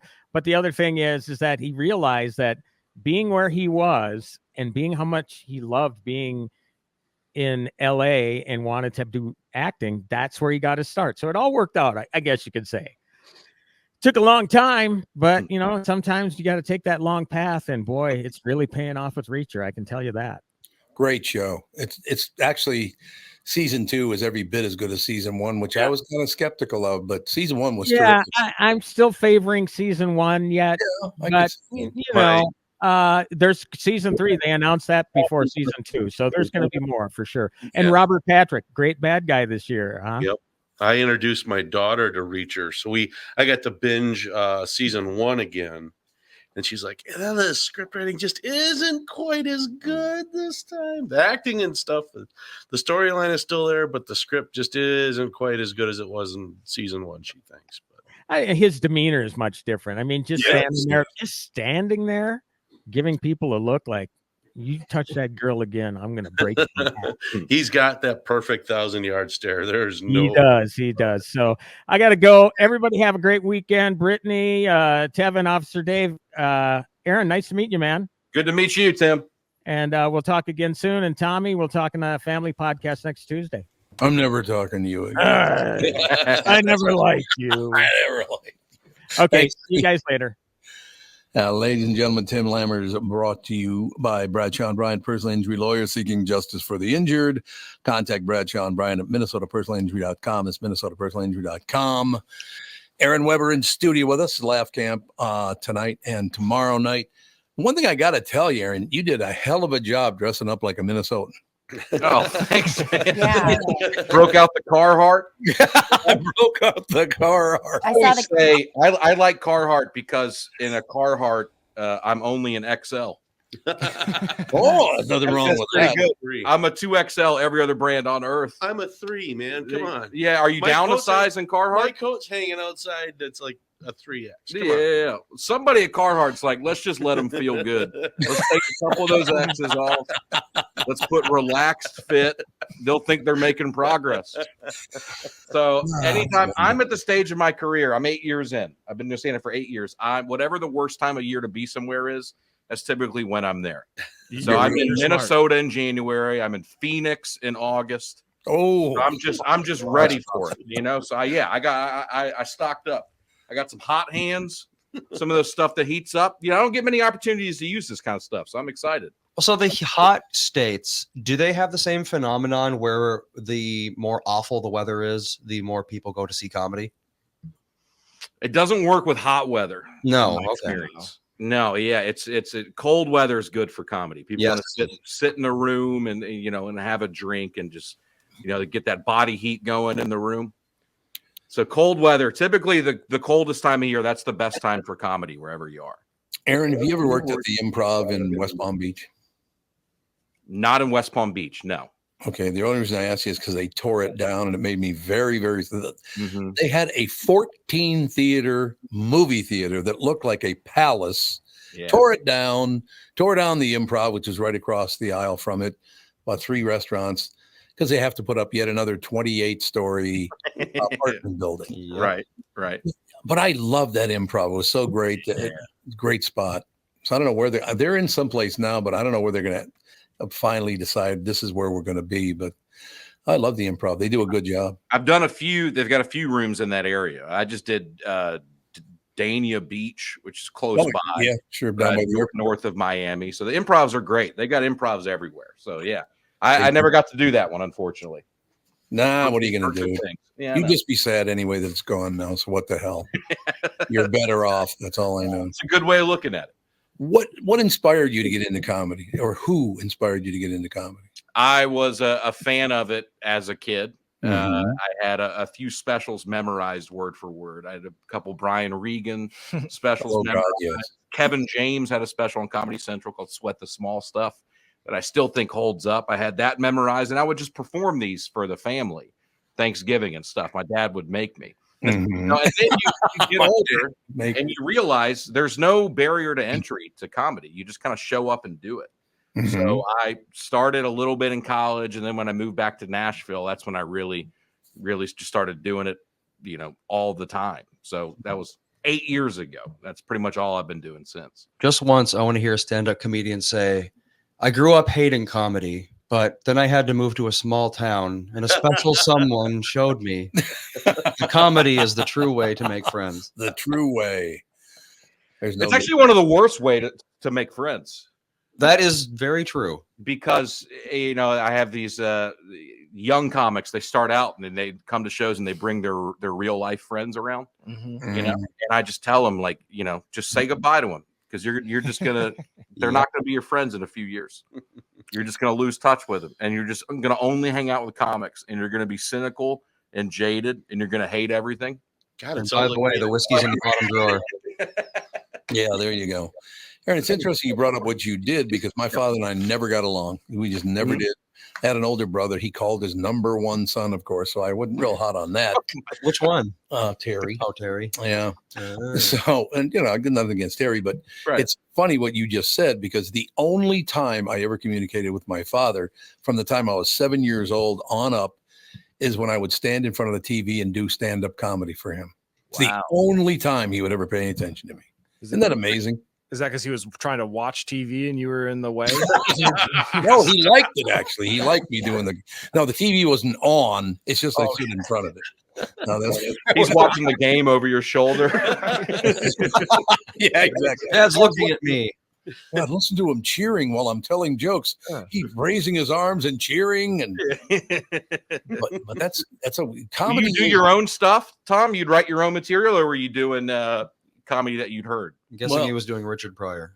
No, good guess, Andy. A lot of Richard Pryor, except for he didn't like the F-bombs too Well, much. So yeah, took those out of there. So that was good. There's a lot of words you shouldn't have been saying. Well, Those racial slurs were fine. Yeah, the racial slurs were just fine. That's not a problem. You know what they say? You got to wash your hiney. Exactly. I still think that scene with Chevy Chase and Richard Pryor on Saturday Night Live talking about what words you could use and what words you can't. With the job interview sketch? Yes. Yeah. Oh, God, it was brilliant. It was like a dead hunky. I do miss him, by the way. Richard Pryor, God, what a genius. It's ballpark. How old are you, Aaron? I'm 32. You're 32. So do you look back at when you were 10 and was there someone that inspired you at 10 years old? Well, you know, like if you ask comedians, a lot of them, they'll say George Carlin, Richard Pryor. Yeah. That's kind of the list. But the reality is my generation, that's not who we grew up on. No. It was Dane Cook was the biggest comedian in the world. Oh, yeah. When I was a kid. The super finger. And yes, all of the Vicious Circle, that special in the round. Yeah, that was big for everybody. Louis C.K. after that. Yeah, sure. And then kind of Bill Burr was like the next wave. Those are the three guys of I think my generation, whether they admit it or not. Those are kind of the three guys that are the most influential to comedians now. And how about Sebastian Maniscalco? Now, is he up there too? No, not really. Really? He's one of the biggest comics in the world, but he's not a guy that I hear talked about that often. I think maybe if I were younger and coming up now, but when I was just starting out and when I was high school and college, we didn't know who Sebastian was at the time. Was there any specific reason that you were attracted? Because I was from the time, again, because of the fact my father only spent time with me when I told him jokes. Mm-hmm. I've been interested in stand-up comedy. Well, first of all, I go back all the way to Ed Sullivan. Ed Sullivan did a great job exposing comedy to America. A lot of people wouldn't even do it. He and Johnny Carson together really lifted comedy to a new height. It was being, the age that I am, looking back at the beginnings of great comedy like that, stand-up comedy. Yeah. That's when it all started. It was just wonderful. Yes. Yeah. And unfortunately, it's the late night shows don't do that for comics anymore. I mean, they'll give them opportunities. They get to perform there. I have friends but it's not the launching pad that it used to be. You know, you hear about they go on the Tonight Show and then they do well. And then all of a sudden, all their shows are sold out. And it just doesn't translate the way it used to. For my generation, it's podcasting's done that for a lot of guys. Oh God, yes, absolutely. Joe Rogan is what Johnny Carson was, 40 years ago. I agree with that. So it's just the reality of it. Things have changed. There's also a lot more comedians trying to do this than there ever have been. So we're competing with a lot more people. So I suppose it is true. Mm-hmm. Yeah, that does make a lot of sense. I love to talk to different people from different areas, different ages, and all the rest of it, because comedy is very, very specific. I mean, if I like this, it's what I like. I mean, that's why I ask so many people, who did you like? Who'd you grow up on? All the rest of it. Because if you're into comedy, first of all, my grandmother's like, why do you laugh like that? That's not even funny. I'm like, Grandma, I'm a little younger than you, so that might have something to do with it. Maybe. Right. But comedy in my family, I don't think we would have survived without comedy in my house. There's no question about that. It's that important. Yeah, it was kind of the whole point of life, right? Was to be able to just laugh about stuff. One could only hope. Do you have another half hour with us? Do you have to go? I'm hanging out. Oh, because we're going to take a break here, come back. Kristen Burt is a Hollywood reporter. So now, I mean, having you with a Hollywood reporter after just talking to Timmy, I mean, how much better could it be? But I want to thank you for dressing up like a Minnesotan to come in. Of course. I love he's all bundled up, and I'm sitting here in a t-shirt. You're wearing a t-shirt. Yeah, good. If I had Officer Dave's arms, I'd be wearing a t-shirt too. Yeah, well, there is that. That's true. Aaron Weber, ladies and gentlemen, tonight and tomorrow night at Laugh Camp. He's staying on the show with us, and we'll be right back. Kristen Burt will join us right after this. This is the Tom Barnard Show. Tom here, and I want to discuss a partnership that has been wonderful in my life, Zero Res Carpet Care. Very good friends of mine. Nothing is better to someone with a family than having a completely clean home. Your carpet is the biggest filter in your house. If you want to talk about pet dander or foot traffic, dirt from the outside, they all eventually reside in your carpet. So, Zero Res Carpet Care. Listen, around the holidays, you need to contact ZeroResMinnesota.com or call 952-ZEROREZ. That's 952-ZERO-RES. They clean your home with their electrolyzed pH-elevated water that doesn't use chemicals or soaps that smell like a janitor's closet like other cleaning services. How about a Tom Barnard deal? Well, here it is. Get 3 rooms, zero resified, starting at $129, and don't forget your air ducts. Mention me, and they'll discount your air vents by $75 too. This is for the entire month, so call them right now, 952-0-RES, backward or forwarded, spells the same, or book online, ZeroResMinnesota.com. If it's available, ask for them to come to your place in the Tom Barnard named service truck. What an honor that was, by the way. Just mention me by name and get the special deal to get your home clean and your heart happy. Zero Res Carpet. Jim Paul of Valley Buick GMC has a mutiny on his hands. His sales crew said they've had it brooming snow off the new Buicks and GMCs, then warm them up, move them to plow, and repark them again. He even overheard them cooking up an alternative plan, a sale. This is crazy. Why don't we just mark them down and sell them? This is getting real old to be out on that lot in this sub-zero weather. That's right. Everyone we sell is one less to broom. I heard we're supposed to get 6 more inches tomorrow. I'm 5'6". How am I supposed to get the snow off the roof of a pickup? I'm Jim Paul, and well, car dealers do have all kinds of crazy sales. This idea probably makes more sense than most. There's plenty of inventory, so okay, the crew has decided. So then it's official. The We Don't Want to Broom snow sale is in full force at Valley Buick GMC in Apple Valley and Hastings. Snowy inventory priced real right at valleycardealers.com. You need to know a guy for your auto repairs, legal issues, banking, and more. The same goes for investment advice. You need a guy to help you be successful, someone you can trust, who gets results. Well, I got a guy for you, Josh Arnold. Josh gives you straight talk, not sugar-coated advice about your financial situation. Josh has seen it all when it comes to economic and market conditions, and Josh can make sure that your retirement objectives match your investments. Do yourself a favor and call Josh now for a no-obligation, 48-minute evaluation. You've got nothing to lose, and you'll get a different point of view for your investments. Call Josh at 952-925-5608. That is 952-925-5608. You'll be glad that you did. And tell him his guy, Tom, sent you. Investment services offered by Josh Arnold Investment Consultant LLC, a security investment advisor. Past performance is no guarantee of future results. All investments involve risk. All comments and opinions are Josh Arnold's and do not constitute investment advice. Tom Barnard is a paid endorser. The Tom Barnard Show is proud to have partners like North American Banking Company, Bradshaw & Bryant, and attorney and advertiser Dave Bielke. I've been advertising on Tom Barnard shows for years. I like Tom, not just because he's a good guy, but because the ads I run on his show bring me new clients that are hurt at work and need legal help. Tommy B works for me. If you'd like to find out more about growing your business with the Tom Barnard Show, go to TomBarnardShow.com, keyword partner. We are back, ladies and gentlemen. I just got to read one thing. Kristen's with us, of course. Aaron Weber in studio. We got Officer Dave, Tevin, Brittany, everybody. But I have to read this. A fence installed at a church near Dallas to prevent theft was stolen off the church property. They put up the fences. Good God. They stole the fence that was protecting them from stealing whatever was inside the church. Really? Have to steal a fence, I would imagine. I would think anyway. What do you think? Well, unless they probably don't cement them into the ground like we do up here. Yeah. Well, that's probably true. Yeah, we do pour the concrete and they stick the fence post in there. You're absolutely right. Ladies and gentlemen, Kristen Bird Entertainment News brought to you by North American Banking Company. Go to nabankco.com to learn more. Member FDIC, equal housing lender. Kristen Bird, meet Aaron Weber. He's in.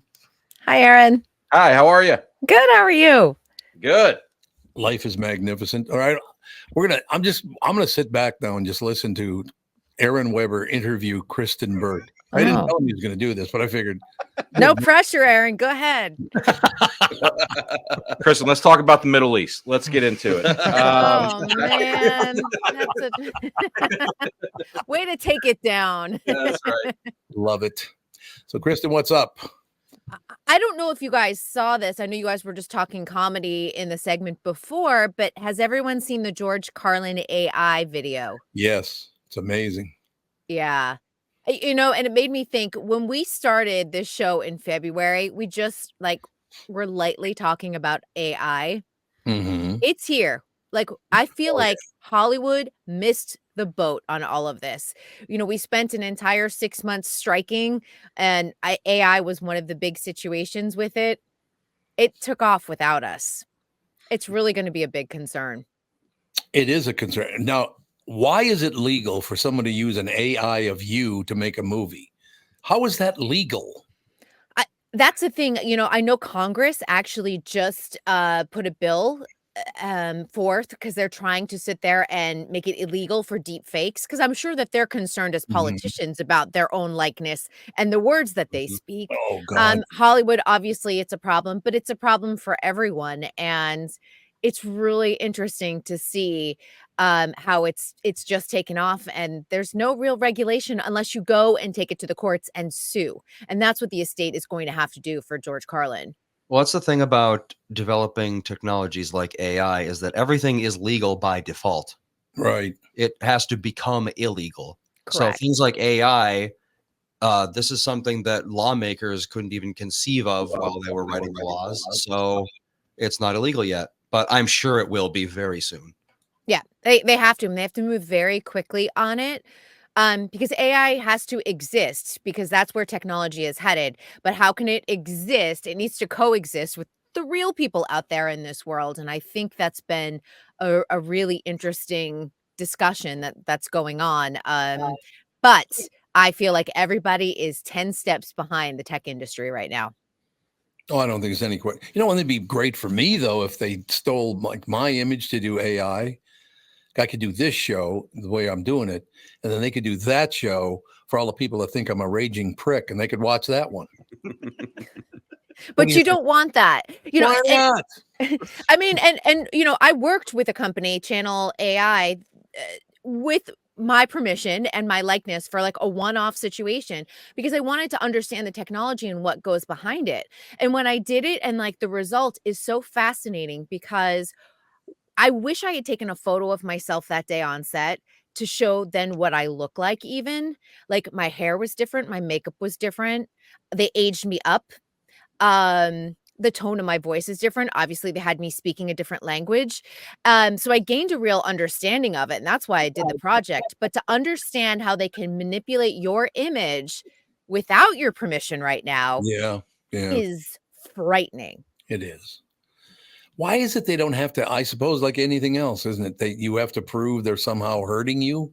I mean, do you have to prove that, or will they just tell them to stop doing it anyway? I guess that's something for the courts to kind of figure out, to sort through. I mean, because can people just randomly use your image? That's tough. That's a But tough. I mean, and my question would be, and this is where the legalities may come into play. It's on the Dudesy channel on YouTube for George Carlin.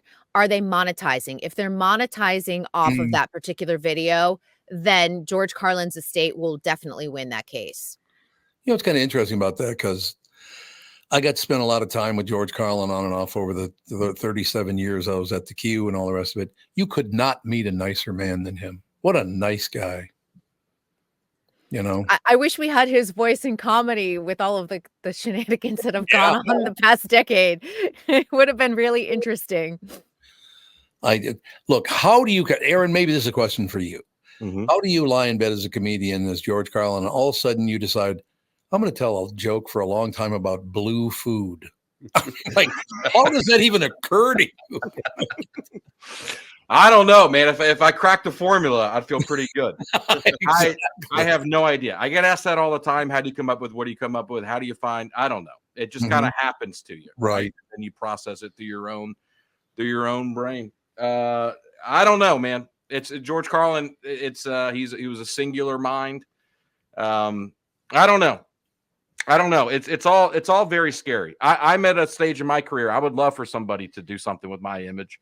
and have AI write some jokes for me, and I'll do them in person. But it's a terrifying. What if they find the AI more funny than you? Or Yeah, funnier? that would be. I will say, I watched the Carlin AI special. Did not think it was that funny. It wasn't. So that was the silver lining for me. It's like, oh, it sounds like him. It talks like him. It's not funny yet, but God, we're on the early stages of this. So a couple of years from now, I'm sure it'll be hilarious.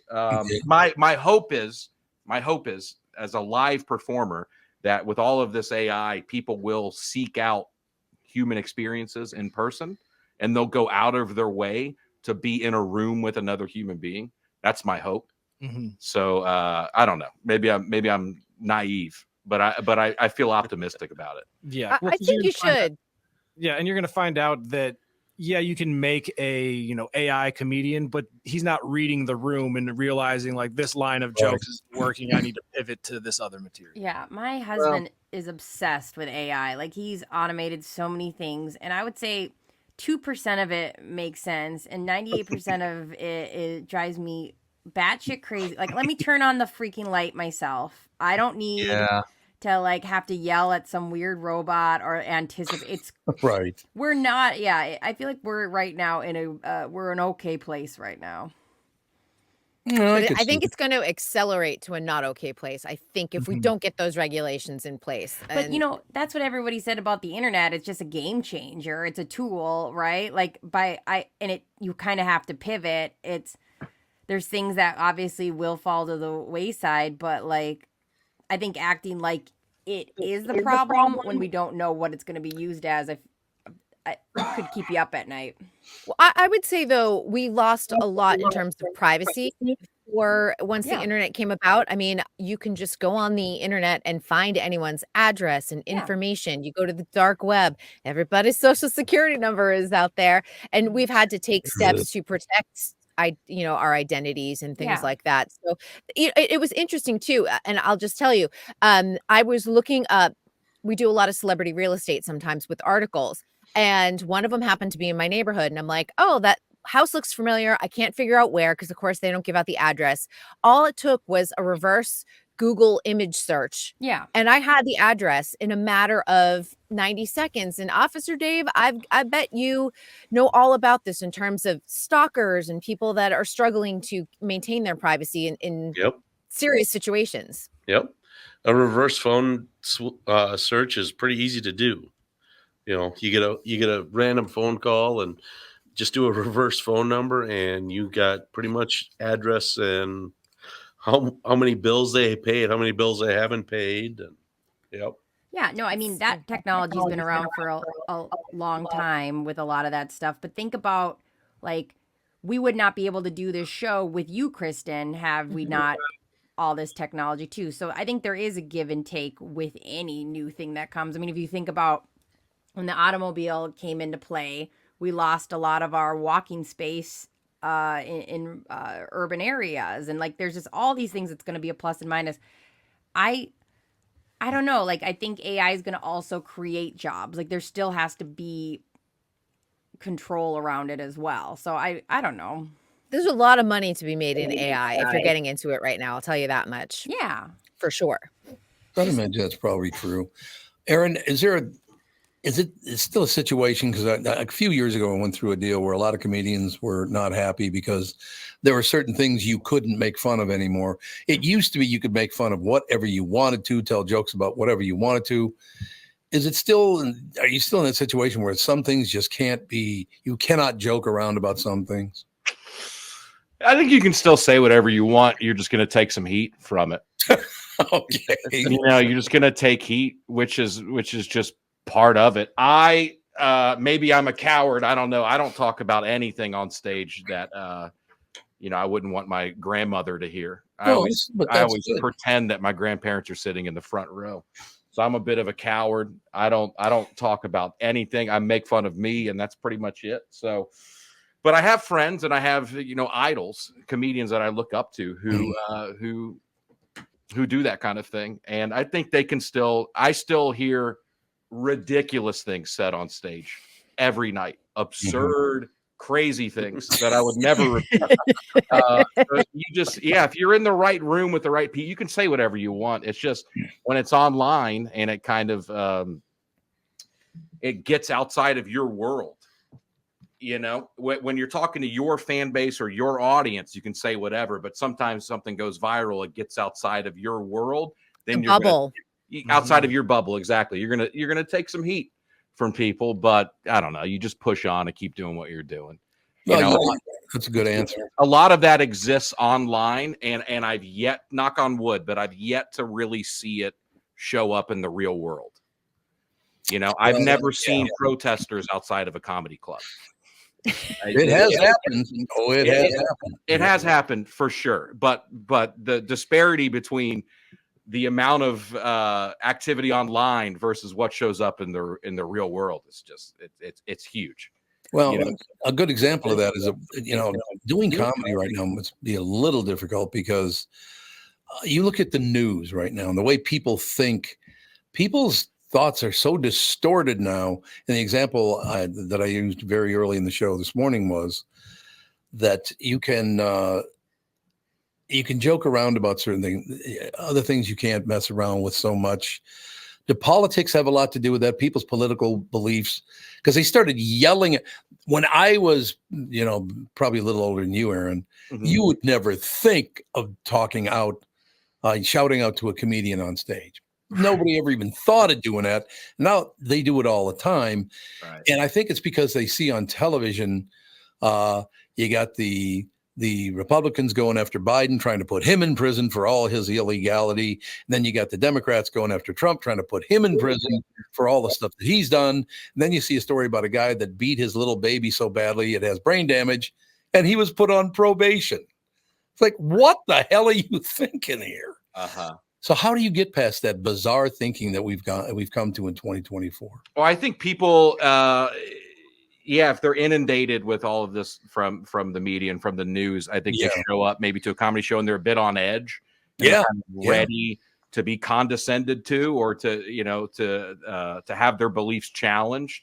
But I think for the most part, even the comedians that get super political or super edgy and all, it comes from a place of just trying to be funny. So if you can build up that rapport with an audience, if you can get them to trust you, you can get to a point where you can kind of say whatever.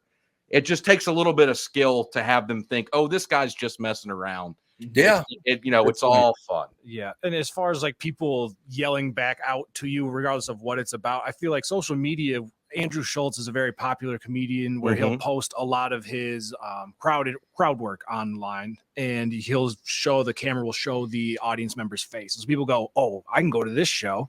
Yes. If the comedian's filming, I might be able to get my little 5 seconds of fame, 10 seconds of fame, because, other people do it. Well, so you're describing a very real dilemma in the stand-up comedy world that's talked about quite often, which is it is very hard to write material. It is very hard to build an hour of material. It's the hardest thing in the world to write an hour's worth of jokes. Absolutely.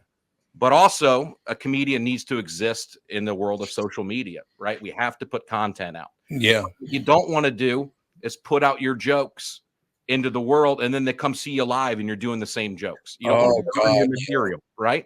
So that's given rise to this trend of crowd work clips and heckler videos, because you can put out content without burning your act. Yeah. So now what I think, and I've heard a lot of other comedians say this, is that's conditioning audiences to show up and expect that's how the show's going to be. And if they're watching like a Matt Rife, who's like Mr. Crowdwork themselves, who's so prevalent on TikTok, totally, they're 100% conditioned to that. And then they come see Aaron Weber, who is terrified to talk to the audience. And they show up and they think I'm going to have a Matt Rife moment with them, and I just I don't. That's not what I do. And I think even you saw it with Matt Rife, the special he just put out. It was just an hour of material, right? That's what he wants to do. But the reality is you have to put out content, and you don't want to burn your whole act online. So it's a tough place for us all to be in. How I'm approaching it is I'm just trying to write quicker and write more stuff. And it's hard to become very popular too. I mean, Matt Rife just had his own little comeuppance, in the first 2 minutes of his Netflix special. And, everyone who just built you up all of a sudden suddenly knocks you down. So it's a fine balance of like how successful you want to be and what type of success. You want to build that like long-term success where I see someone like Matt Rife as the flavor of the year. I'm not gonna lie. I think he's gonna fall out of favor soon. I'm sure you see it with not just in comedy, but in everything. You scale to a point. You get so famous that the only interesting thing to do to you is tear you back down. Right? It happens all the time. Yeah. And Matt Rife, who is a very nice guy and has been doing stand-up for 12, 13 years. He's been doing comedy clubs since he was 16 or 17. Has been working very hard and has done nothing but treat people well along the way. He gets to a point, he gets the biggest opportunity of his career, and then people just start throwing rocks at him. It's a little depressing. Matt Rife's doing fine. I want to say that. He's doing better than me. All right. I would love to get canceled from a Netflix. He's still going to sell out his audience when he goes. It's the same thing. We just saw Joe Coy kind of have a meltdown at the Golden Globes, but his audience is not the Golden Globes audience. So when he goes off to his, next big theater, he's still going to sell out. I do think it cuts him off. And I said this earlier this week. I do think it cuts him off to some TV opportunities because studio executives don't have much of an imagination and they're going to go, oh, he can't do that. So it'll cut off some of his Hollywood opportunities, but out in the road, he's fine. Yeah. He's selling out arenas all over the world. Who would take that gig? I was thinking about that's the worst gig I can think of. In the Golden Globes? To host the Golden Globes on 10 Nobody days. wanted it. Nobody wanted it. Audience possible. See, like I mean that what a hell gig that is. It's a corporate gig on steroids. That's where we could use AI, like just a literal robot. My Roomba could go up there and just say the next one is supporting actor, and while he's cleaning. So, right, Brittany, I think we should have Kevin and London host. And that way we have our cats do it. They would kill it. People love cat videos. Right? It's just two cats playing and then we go to the next. It'd be fine. Like the hosting job, we literally could be filled by any of our Alexas at any moment. It'd be fine. Yeah. But the truth is nobody wanted the Golden Globes job. That's why when he said he got it 10 days before the show, he literally got it 10 days before the show. I mean, they announced it right before the Christmas holidays.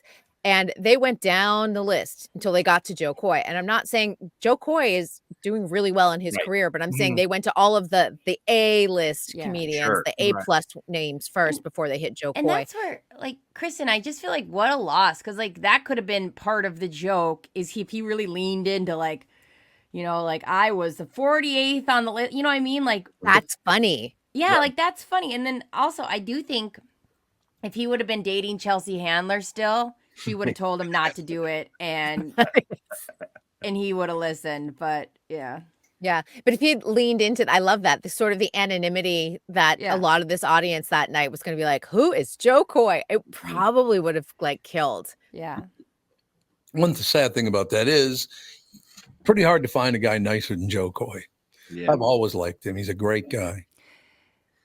He's going to be fine, though. He's going to be fine. And like he went out in public the next day. Like I said, he did his little apology tour. But at the same time, he said, I defend the work that I did on stage, which I think is good. He's like, you know what? I didn't always hit, but I still defend the work that I did. I give myself an A+. I'm like, knock it, go for it, because people are going to appreciate you putting your face out there instead of hiding for 10 days and then emerging going, sorry, guys, I wasn't at my best. And you know what? About having material for your show later, if you reference it on any show, being like, remember when I bombed at the Golden Globes? We'd be like, 100%. Yeah. You know who did that too? David Letterman when he bombed at the Oscars. That Oprah, Oprah. He used that for years, and he can do his Chris Rock post Will Smith slap tour. Totally, and people are gonna love it. Mm-hmm. You know what's funny is I saw all the headlines. Joe Coy bombs at the Golden Globes, right? So I was like, oh man, I bombed before. I bombed 3 times last week. I go, let's see what a bomb at Joe Coy's level looks like, right? So I pull up the clip. Dude, he's getting laughs in the room. And the line that everybody harped on, which is where he's like, guys, I had 10 days to do this, whatever. What'd you expect? A perfect monologue? Right. That's a comedian in the room doing what he needs to do to survive, right? But I was like, dude, if that's a bomb, I don't know what a bomb is. I did a corporate gig 2 weeks ago, found out later that day that no one in the room spoke English. Bro, No. Yeah, I had a magician followed me. It's a corporate gig at noon in Nashville for a landscaping company, right? I go up at noon. A magician. I bomb horrifically, dude. They're booing me. I don't even know. I mean, my bomb transcended languages apparently. But I left, and then the magician DM'd me later that night and said, "Did you know nobody in that room spoke English?" What if Aaron? How long was your set? 30 minutes. Oh God. It's the longest 30 minutes of your life. Oh, yeah. So that's a bomb, dude. That's a bomb. So the Joe Coy clip, I'm like, oh, dude, I would have taken that any day of the week. Aaron, I don't mean to ruin your weekend, but what if the magician was just telling you that to make you feel better? Maybe. I'd actually take it and run with it to make myself feel better. Same. Yeah. I'm just gonna choose to believe him because it makes sense. I mean, because they didn't even like. I said, "How's everybody doing?" And that got nothing. Yeah. So they all spoke not English. Anyway. But where were they from? Do you know? Were they from the U.S. or were they from out of the States? I think they live here. Okay. And so landscaping likely was. Yeah. It was a lot of Latinos. immigrants in the room. Just maybe the worst situation for comedy possible. That's on them. They should have known. Yeah, for real. Let's get a comedian that speaks whatever language it is that we speak if we don't speak English. Yeah. Not that I could have changed my set to Spanish, but it would have been nice. Setting you up for success. Like I would have done a lot more act outs to try to convey my. Exactly. Yeah, it's like imagine going to China and going to see a local Chinese stand up and being like, wow, that was horrible. It's like, well, yeah, you went to a stand-up who speaks Chinese. What were you expecting? Well, let me think about it from their perspective. Imagine having lunch with your coworkers and there's a guy yelling at you in a different language. Yeah. I know, you're like, what kind of convention is this? Yeah. I would have booed him too if I were there. I'm trying to eat back here, dude. Be quiet. Anyway, Joe Coy, but like you said, Joe Coy is one of those guys. You go to comedy clubs, and I always ask him. I ask every comedy club I'm at. I go, who's been the worst here? Who's been awful to deal with? Oh my God! And who's been great? And Joe Coy is nothing but good things about him. Yes. Come on, Aaron, dish the dirt. The dirt. We want to know who's. Oh no! I don't want to name names, but it's probably you. You can probably guess. Yeah, the names that usually come up when you hear, like I remember when, excuse me, Dane Cook. When he had his own meltdown in out in Hollywood, people were like, we're not really that surprised. Or like there was a scandal at a club that I worked at, and like all the comedians that came through, they're like, oh, we could have told you this was going to happen years ago because we've been hearing stories like that. So yeah, it's usually always the same people. Everyone talks. It's a small industry. Totally. There's a difference between a celebrity having a bad day and then the person that treats people horribly every single time. And we all know who those people are. I'll tell you, Joe Coy bought there's a server at a comedy club who had just had a kid, and Joe Coy showed up the next night and he bought shoes for the server's kid. That's the kind of guy Joe Coy is. And I've never met him, but I know people that have worked with him, and it's nothing but good things. So yeah, and people share those stories. That's cool. See him just trash. I mean, it's annoying, but like I said, dude, I'd take that. If that's the worst bomb of my life, I'd be pretty happy. Yeah. Joe Coy years ago, he came to a club that I was working at and performed. And yeah, like you were saying, Aaron, very nice, very gracious and everything. He had like at the time guys that were up and coming in the comedy scene that, would never have gotten booked if they weren't, on his shows. And he's bringing them on the road with them, paying for all of their food and things in hotels. So that way they can just come get time. So yeah, he's very gracious with his time and energy. Actually, it's funny you mentioned that because Monday we are going to be releasing that very lost episode. I put that together. It was like 2016, I think. Joe Coy was in studio and you were there too. Yeah, I think he had King Batch was the guy that he had with him, who was at that time like a Vine superstar. Vine. Yeah. Remember Vine? That came and went in like 2 seconds, in 6 seconds. Haha. That's my dumb joke. That was good. That's my dumb joke. All right, Kristen, we got a couple of minutes left. Anything else we should be watching for to maybe view this weekend? Any movies coming out? Well, you know what? I was going to just throw out yesterday. I meant to talk about it. They're going to do a Linda Ronstadt biopic with Selena Gomez, which I thought was like the most genius casting. Did you guys see that? I feel like this is going to be. Remember when Jennifer Lopez did Selena? I was like, this is Selena Gomez's opportunity. I was like, her career fascinates me because I feel like she's pivoted from like Disney princess like into a serious career. Yeah, that makes sense. The one thing about comedy, and like I said, we only got about a minute left here, but the one thing about comedy, it's amazing. Each person has their own sense of humor. So you're not going to make everybody happy in any case. I mean, well, I'll give you an example in my own case. You could take Jimmy Kimmel, Stephen Colbert, and the other Jimmy, whatever. I don't think they're not funny at all. Fallon, yeah, there you go. Old drunkie. But are you allowed to be funny in late night? Well, that's exactly the point I was going to make. Are they even allowed to be funny on late night? Probably not. They're not funny in the least. What do you think, Aaron? What do you think? You watch the shows? When I have friends that perform on it, I'll watch them. I don't know anybody that sits down and watches those shows anymore. No, that's exactly my point. Nobody watches that. They don't have any audiences anymore. No. Well, there's a big audience on YouTube the next day for some of them. Yep. Yeah, there you go. Yeah, they watch like the best of like clip reels. They put every segment on from all those shows on YouTube the next day. Oh, do they? Yeah. Oh, so it's like they know that no one is actually watching the show, and they're just going to watch it on YouTube the next day. So they're like, "Well, I mean, that's it's adaptation to." There are guys who've been, and I think all those guys you mentioned have done funny things on the show. But there's Conan. Yeah. Conan's a good example of. I always thought Conan was very funny. Conan's great. Great. His podcast is fantastic. I don't know if people are listening to it, but it's so good. I mean, even like Colbert, I don't like him as a person or a comic, but like this, the superb owl. Just want a disclaimer here. Yeah, I hate everything about him, but the superb owl joke was very funny because you can't say Super Bowl on TV. So he was like, "We got this superb owl here. Everyone's excited to look for because not bad, clever." Yeah, these guys are talented. They're in this position for a reason. And Jimmy Fallon's opening to the Primetime Emmys, still my favorite. When he did Born to Run. Go back and watch it. Oh, okay. Was he sober? It's so good. Was he sober? I don't know. I'm just asking a question. I don't know.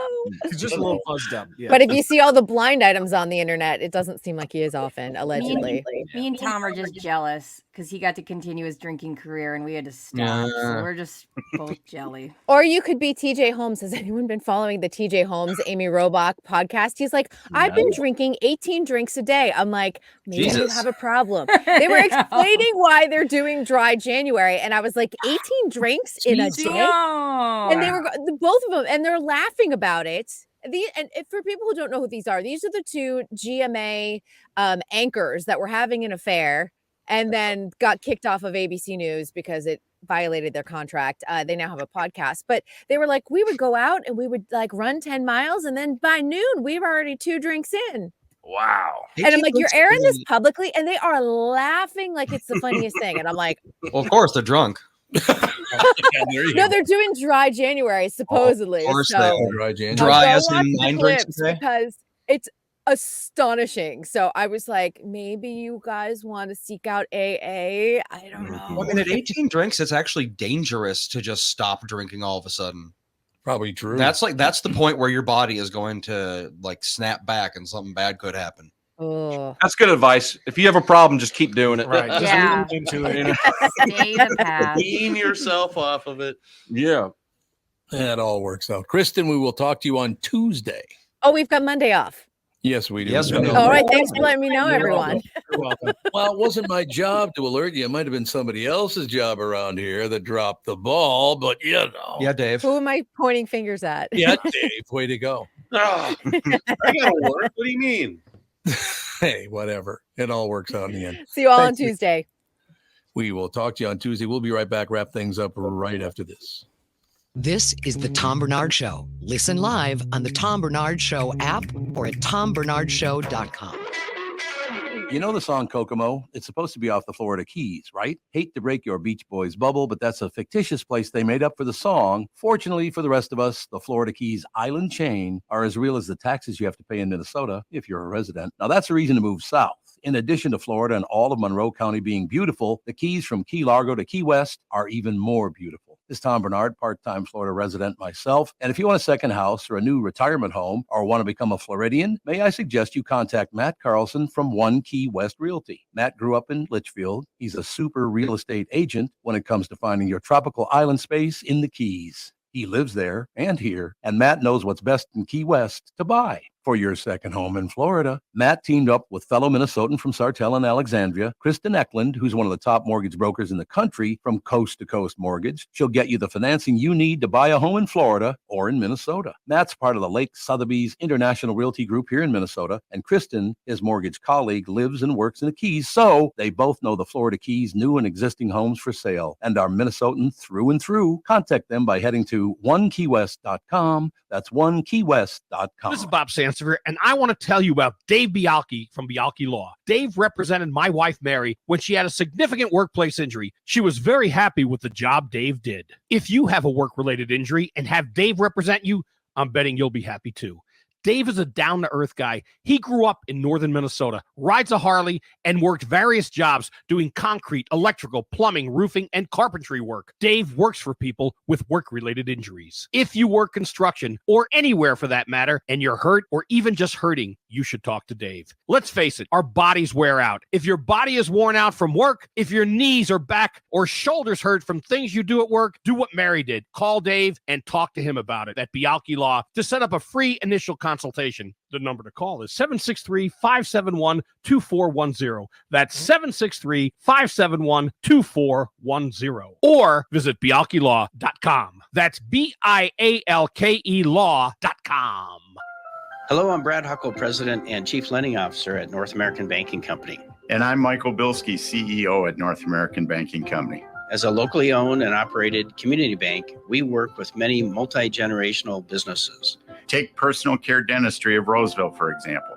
Dr. Walter Hunt, also known as Painless to me, has been a longtime customer of the bank since we opened the bank in 1998. When his son Kyle was ready to join the practice, they wanted to expand quickly. With their additional space and equipment, they now are able to see more patients each day while providing the same level of care and service. Okay, guys, I'll take it from here. If you run a family business or any kind of business for that matter, you should be banking with Brad and Mike over at North American Banking Company. Every time I deal with them or their team, I know I'm working with experienced professional bankers. So why not bank with my banker? North American Banking Company, a better banking experience, member FDIC, equal housing lender. We are back, ladies and gentlemen. Aaron Weber with us, Laugh Camp tonight and tomorrow night. Aaron is a stand-up comedian based in Nashville, Tennessee. He's a regular performer at the Grand Ole Opry, which I'm kind of jealous.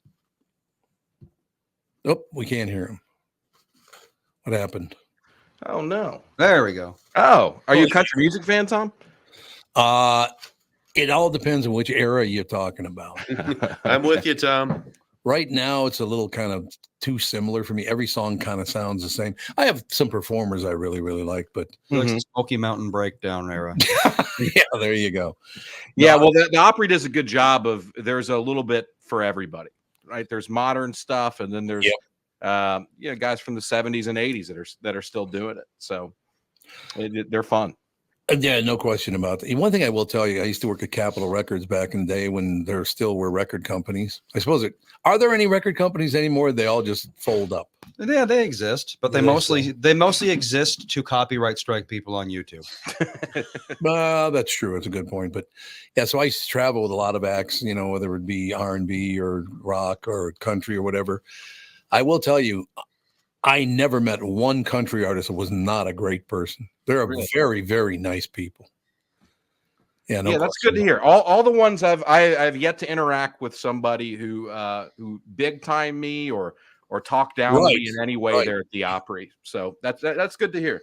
No, I can see that happen. As a matter of fact, the first time I ever went on the road with Hank Williams Jr., the first time that I showed up at one of his shows, he's on stage and show's over. So I walk out on stage and say hello and tell him, hey, I'm Tom from Capitol Records, all the rest of it. Drops to his knees and goes, thanks for all your hard work, man. So it was very touching and it was very funny at the same time. Yeah. Oh, really good shows. He was one of my heroes years ago for country music. Oh, yeah, absolutely. Junior. Oh, yeah. By the way, Aaron, there was a comedian, a country and Western comedian on that show named the Duke of Paducah. Paducah, Kentucky? Kentucky, yeah. Wow. I don't know the Duke of Paducah. That's a great name, though. I think the Duke's been dead for quite some time now. He died before I was born. So, yeah. Yeah. So, okay. 1986. Wow. Yeah, because that would have been about 1980, 81, something like that. Yeah, he was born in 1901. What? Yeah. Holy that was a while ago. Jesus. Duke of Paducah hung in there, man. So he lived about 85 years. Yeah, he was 85 years old. Well, there you go. There's nothing wrong with that. But it's interesting you asked that question, Aaron, because my mother, I grew up in the ghetto, as they used to say, and my mother loved country music. So she'd be playing it all the time. Mm-hmm. And it's like, it was kind of, in a way, it was great because you had this one, the exterior world. Then you come in the house and she's got the old country and Western going, like Don Williams, great singers like that. She just, so I am a big fan of country music. I really am. I love it. Yeah, it's not lost on me how crazy it is to get to perform there. Oftentimes I'm the only comedian. Every time I've done it, it's just a bunch of music acts and then me. So it's amazing to just be a part of it.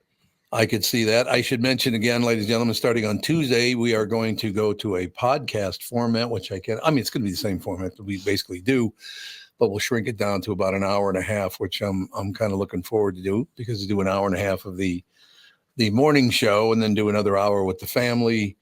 That's going to be, it's going to be great. So we're shortening the show down to, it was 3 hours before. 3 hours is too long. Radio, you can do 3 hours. Podcasting, not so much. I mean, you can if you want to, but yeah. So the times will be 8 to 9:30, right? 8 to 9:30 for the morning show, and then 9:45 to 10:45. 9:45 to 10:45 for the family show. There you go. I got very lucky, Aaron, because I talked to all my family, my wife, our son, our daughter, talked to everybody in the family into doing an hour show with me, and I love it. We've been doing it for 12 years. 12 years we've been doing it. Wow. Yeah. No question about it.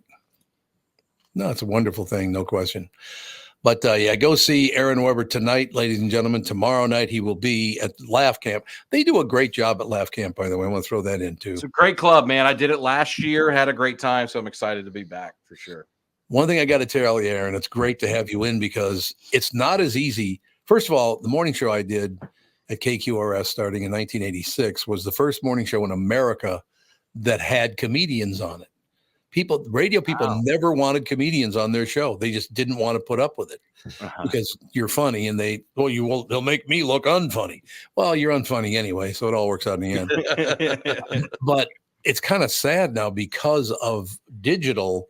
They're all doing their own podcasts, so they don't do much radio or podcasting anymore. They just don't show up, which is unfortunate in a way because I really loved doing that. Really did. Yeah, well, anytime I'm back in this area, man, I'd love to do this again for sure. Well, please do. I'd love to have you back. Thank you very much, sir. It's great to have you on. So again, ladies and gentlemen, we will talk to you. Well, we got the family show coming up in a couple of minutes, but Tuesday, 8 to 9:30, that'll work out perfectly. No question. We shall take it. Thank you again, Aaron Weber. Thanks, guys. Great to meet you all. Tonight, tomorrow night. We'll be right back in a few minutes. Kick things off.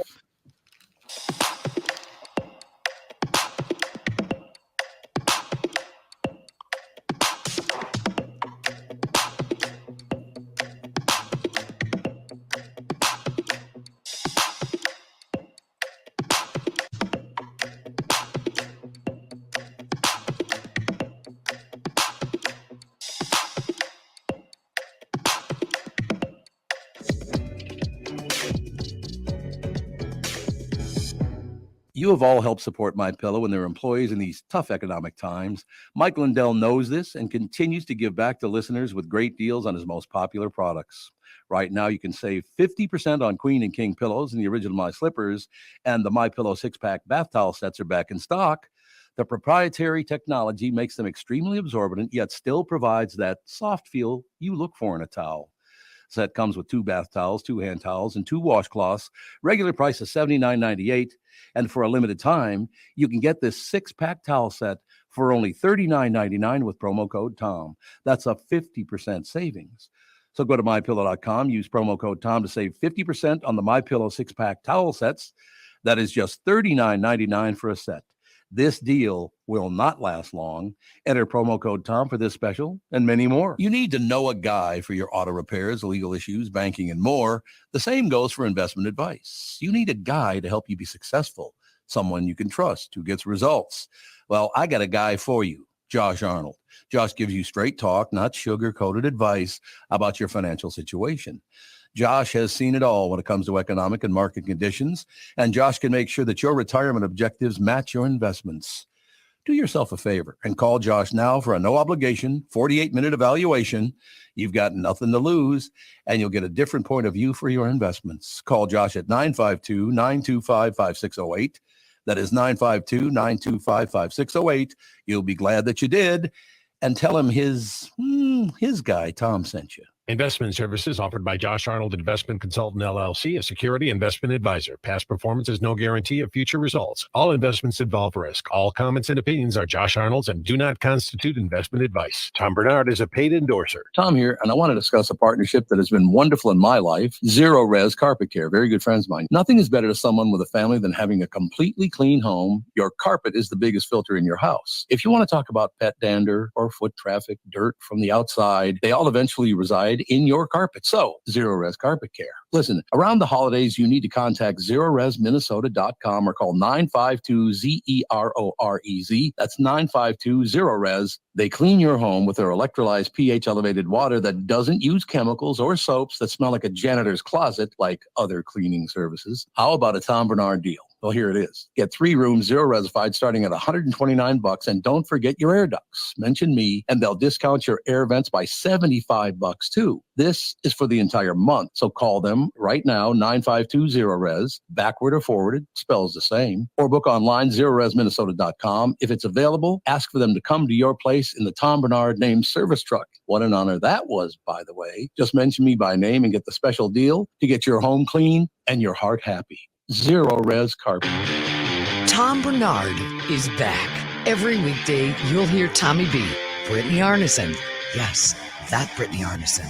Along with Tom's pals, Kent Herbeck on Fridays, Bob Sansevier, Mike Stretch Gelfand, Tim Lammers, and from Channel 5 Eyewitness News, Chris Eggert and Kristen Burt on entertainment and pop culture. It's Tom and the crew with opinions on news, opinions on life, opinions on entertainment, and of course, opinions on other people's stupid opinions. The Tom Barnard Show is a podcast, so you can listen when you want to listen. In the car, on the way to or from work, at home, on the job site, or wherever you need your Tommy B Show fix. Hear the show on the Tom Barnard Show app in your app store, as a podcast on Spotify, Apple, or wherever you get your podcasts, or see it on YouTube on the Tom Barnard Show channel.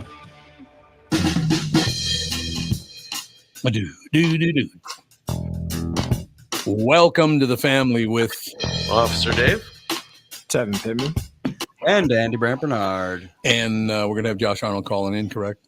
He'll show up when he shows up, basically. Yeah, we're just waiting for him to click pull the up link. his email and click the link. All right, get off your ass, Josh. What the hell? Let's go. Well, in the interim, I can relay a story about Jimmy Fallon. Okay. It's a personal thing. So we talk about how, Jimmy Fallon's a drunk and that sort of thing. That's real nice. So it's always kind of like, I don't actually have any connection to Jimmy Fallon at all. I've never watched him, and I don't really know anything about him. I understand he's one of the more mild, like less politically partisan talk show hosts. Yes. So, that's respectable. But the association I have with him is, so one day I go to bed And at like 6 o'clock in the morning or something, Melissa gets up, which, it's not super uncommon. We go to the bathroom or whatever, and I fall back asleep. And then about an hour later, I get woken up by Melissa standing at the bed with a book called Your Baby's First Word Will Be Dada by Jimmy Fallon. And that is how she told me that we were going to have Ethan. Really? Yep. Oh, so the Jimmy Fallon connection I have is learning that Ethan existed. See? So it's always like, I don't want to talk too bad about him, even though he had nothing to do with it. Well, he's a nice enough guy, I will tell you. I've never met him in person, talked to him on the phone a couple of times, and he was always very pleasant. I don't know. I've never understood that theory anyway, because Johnny Carson made it a point to never, ever get political. Yeah. He just said it does not work on a talk show. And he was right, because as soon as it got political on talk shows, nobody watches them anymore. Those shows have no viewers anymore. No, they really don't. It's because they got political. They always talk about, hold on. I'm going to pull up. They always talk about how everyone's watching like the clips on YouTube. Mm-hmm. And I wonder how many views they actually get. Also, you have to wonder how many of these views are even real. It's like, if there's 100 million views, but how many of them are like, the botnet over at CBS or whatever, clicking on it so it looks more popular than it is. So basically, did they do a lot of that bot? Oh bot God, work? absolutely. Shows look Every better? big channel does. All the like the big movie studios, they'll bot the hell out of. Even smaller YouTube creators, they pay botnets to put. Like you'll see people put out a video that's like 30 minutes long, and then 10 minutes after the video's uploaded, there's these comments going like, "Oh man, I love the part 25 minutes in." It's like, well, the video's only existed for 10 minutes, so how did you love that part? Well, that's a good point. It's because they're bots and everyone does it. But like, yeah, here we go. Late Show with Stephen Colbert, 65,000 views. 100,000 views, 200,000 views. I mean, that's a decent amount, but it's nothing like it used to be. Not even millions. close. It used to be millions. Josh Arnold now joins us. You know all about watching Johnny Carson. I loved watching Johnny Carson. Loved watching Johnny Carson, and even some of the past shows that are on YouTube are tremendous.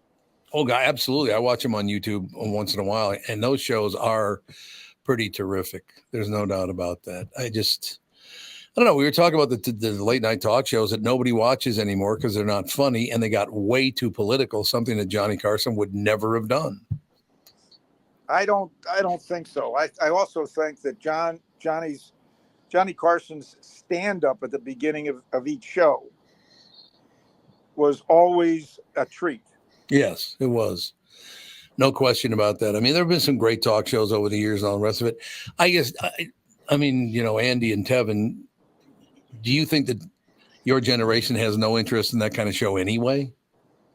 Yeah, I don't think it really matters who you put on late night television. I'm most likely not going to watch. If there's like a funny moment or something, I'll watch it on, social media or, afterwards, but it's not appointment TV. Yeah, it's just an old format, it feels like, basically. Yeah, it's time for a change kind of situation. Yeah, I don't know. They used to have daytime talk shows, nighttime talk shows, they had this, that, and the other.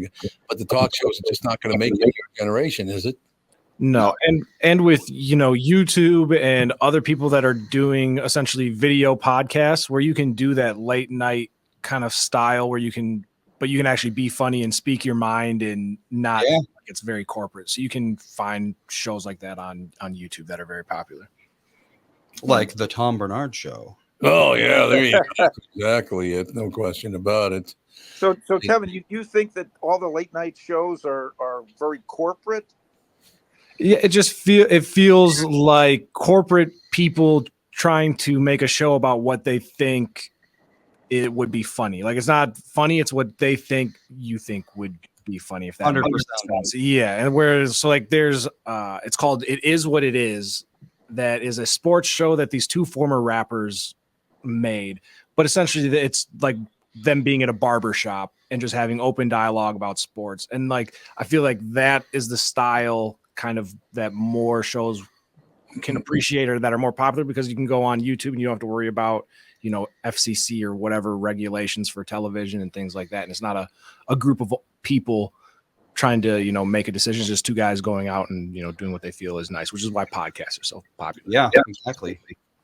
I don't know. I've got to think of who was on, and I think he was a comedian, but also talked about sports. He was on for a while late at night, out of New York. He did some man on the street things, brought some guests in, and I thought he was tremendous. He was not a rapper. He was a sportscaster, and he was tremendous. But I haven't seen his show. I think he was on. Could have been on HBO or Showtime for a little bit.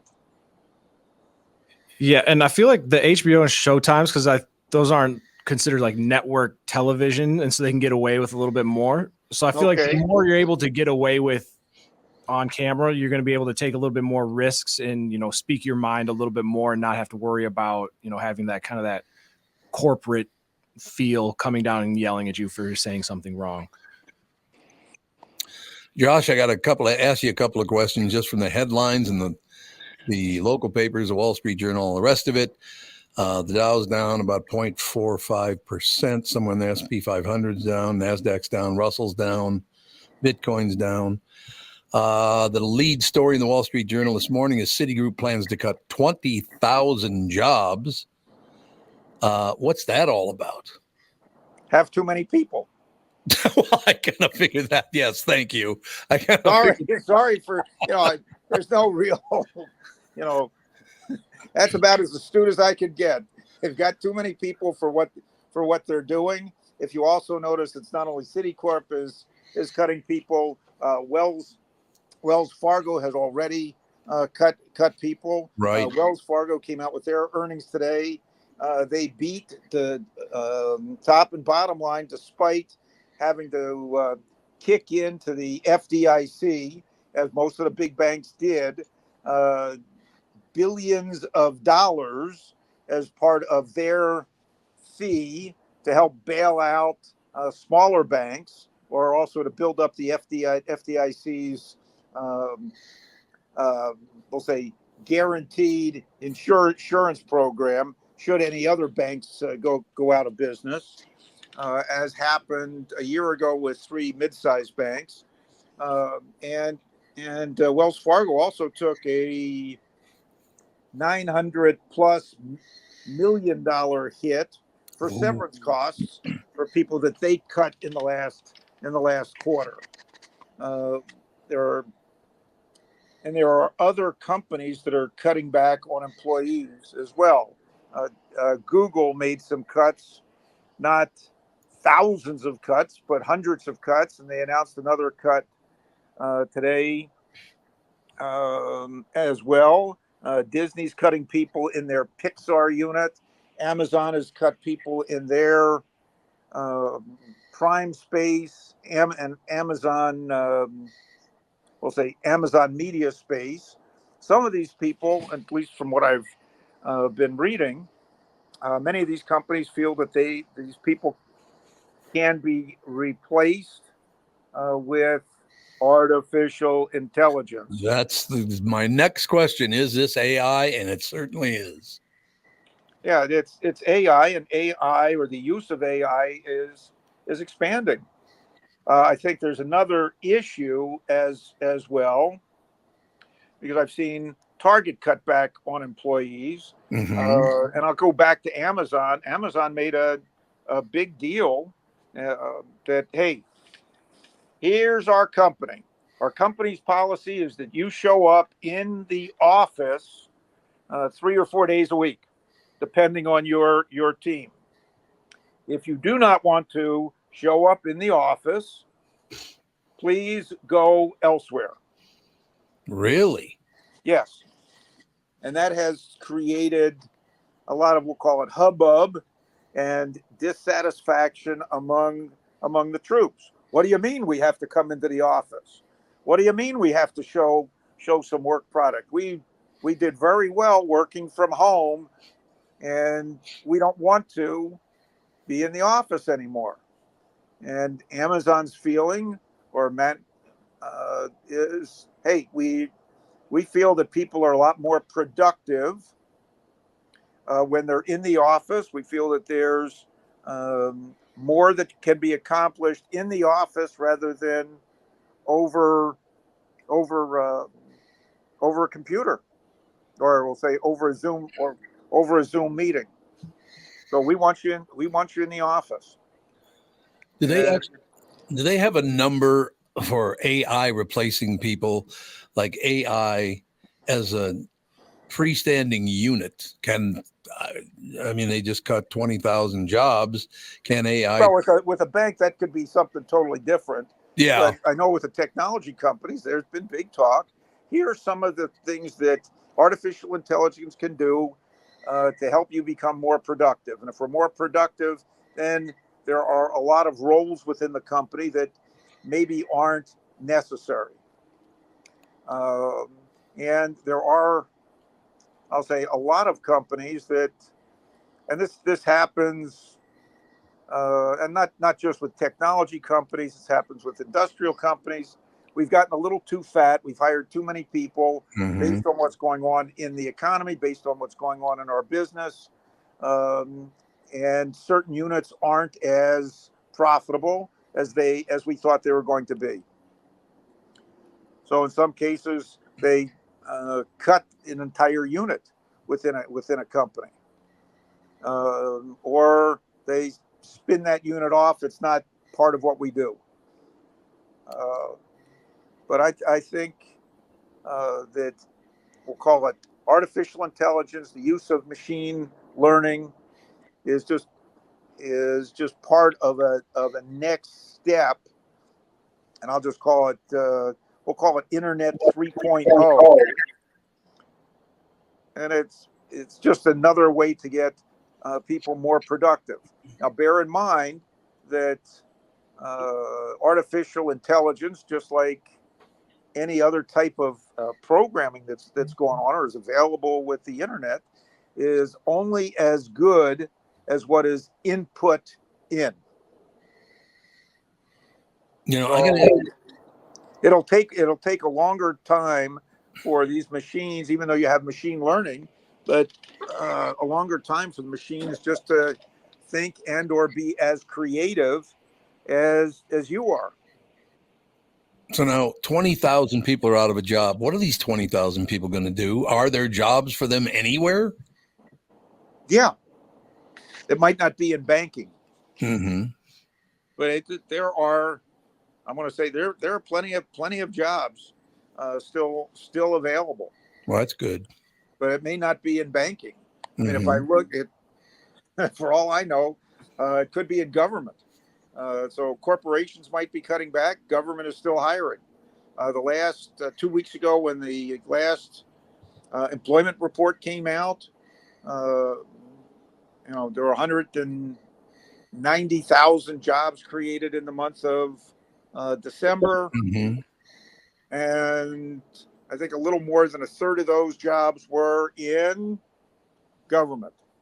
Really? Yes. Another large chunk were in healthcare related fields. So that becomes pretty broad. There were cutbacks in manufacturing, cutbacks in industrial, and a little cutback in construction. But construction jobs could also be seasonal. I'll say that there aren't as many construction jobs in Minnesota in December, January, February, and early March as there are in the other months.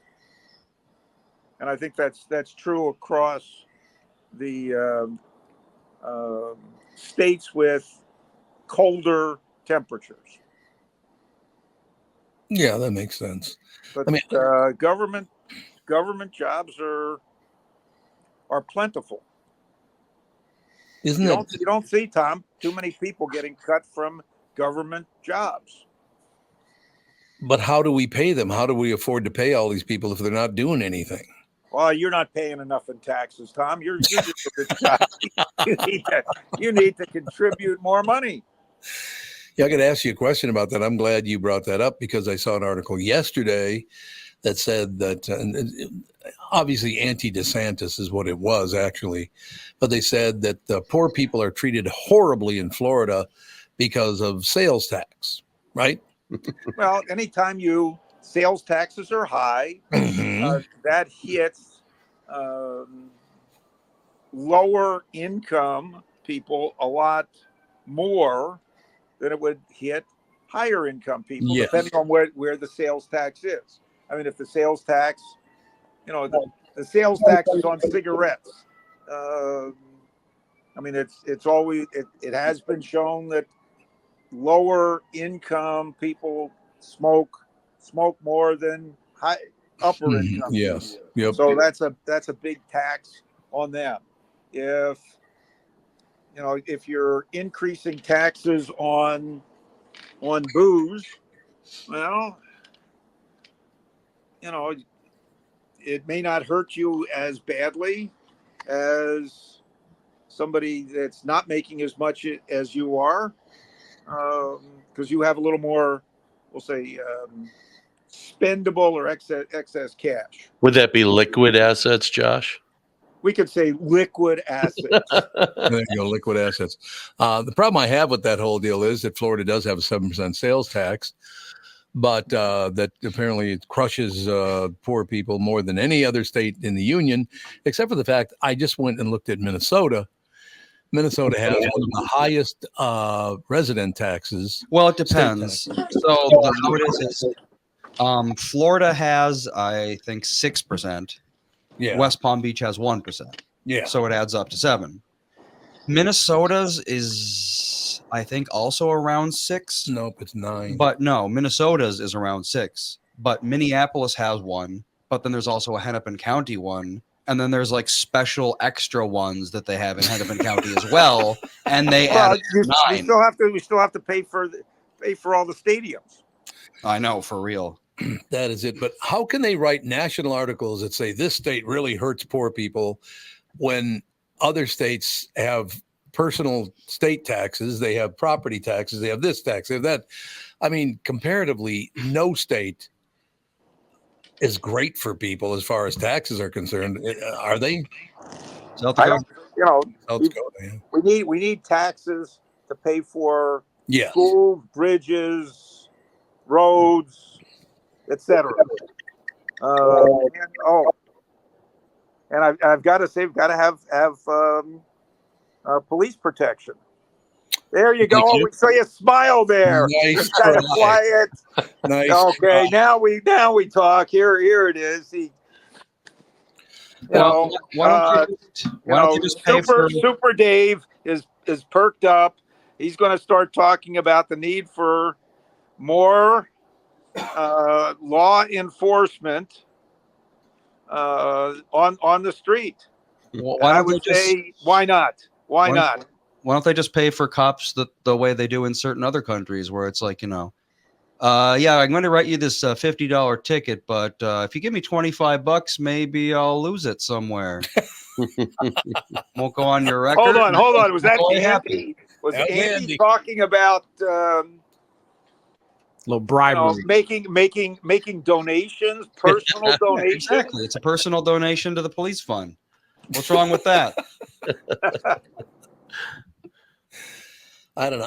I really wish that the national stories would tell the truth, because it's obvious bullshit.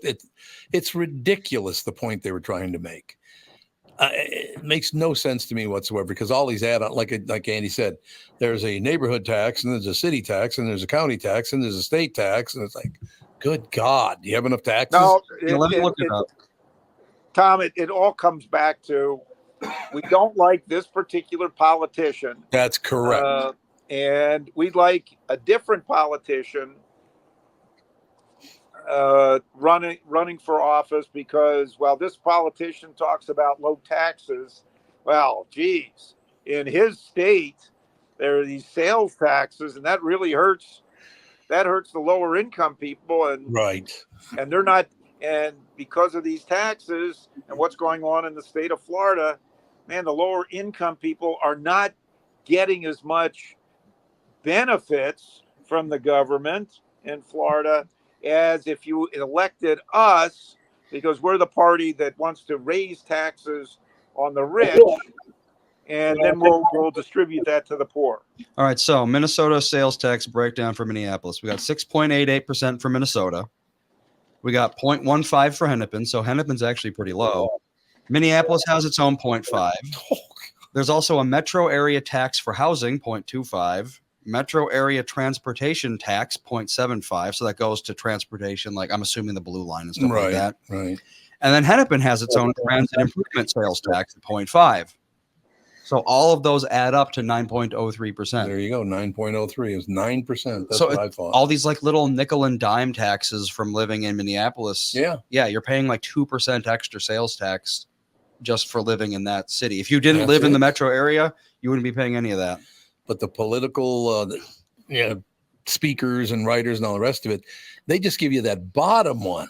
It's like, oh, if it's at 6.88, that's less than 7. Super It's like, low. no, Although the it's not. Minnesota tax is still higher than the Florida tax because the Florida tax is only 6. Yeah. It's only 7 once you add in the West Palm Beach 1%. Yeah. And I'm assuming in like Miami, actually, this is a good question. Is it higher in a place like Miami? I would imagine so. Probably a bigger city. Let's find out. This is good to know. If you ever go to Miami, let's see. Okay, sales and use tax. Here we go. Miami.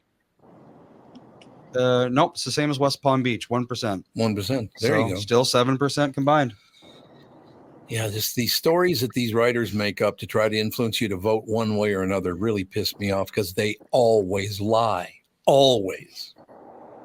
Well, I've without wanting to be political, as my number 2 son Judd says, he is Switzerland when it comes to politics.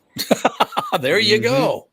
I like it. So I will say that I'll be Switzerland, but I did notice this editorial piece in the Wall Street Journal the other day, and I will preface this because when I'm voting in a national election, my keys that I look for in a candidate is what is their stance on taxes, trade, and Israel. Now, I do get a lot of pushback from people about why aren't you, concerned with, other social welfare issues. But I said those are the 3 keys: taxes, trade, and Israel. And of course, I get accused also. Well, you're only interested in the stock market and in money. Yeah, that's my business. So we'll say that's a little self-serving. But anyway, this editorial in the Wall Street Journal was talking about the leading candidate right now for the Republican primary, although he has not participated in any debates, was going after the second leading candidate, saying that she was all about raising taxes when she was governor. And he pointed out that she raised gasoline taxes in South Carolina and how that hurt lower income people. Except the leading candidate did not talk about the rest of the story. You remember that guy, Paul Harvey? I do. The rest of the story. And that's the rest of the story. Well, the rest of the story is, yeah, she raised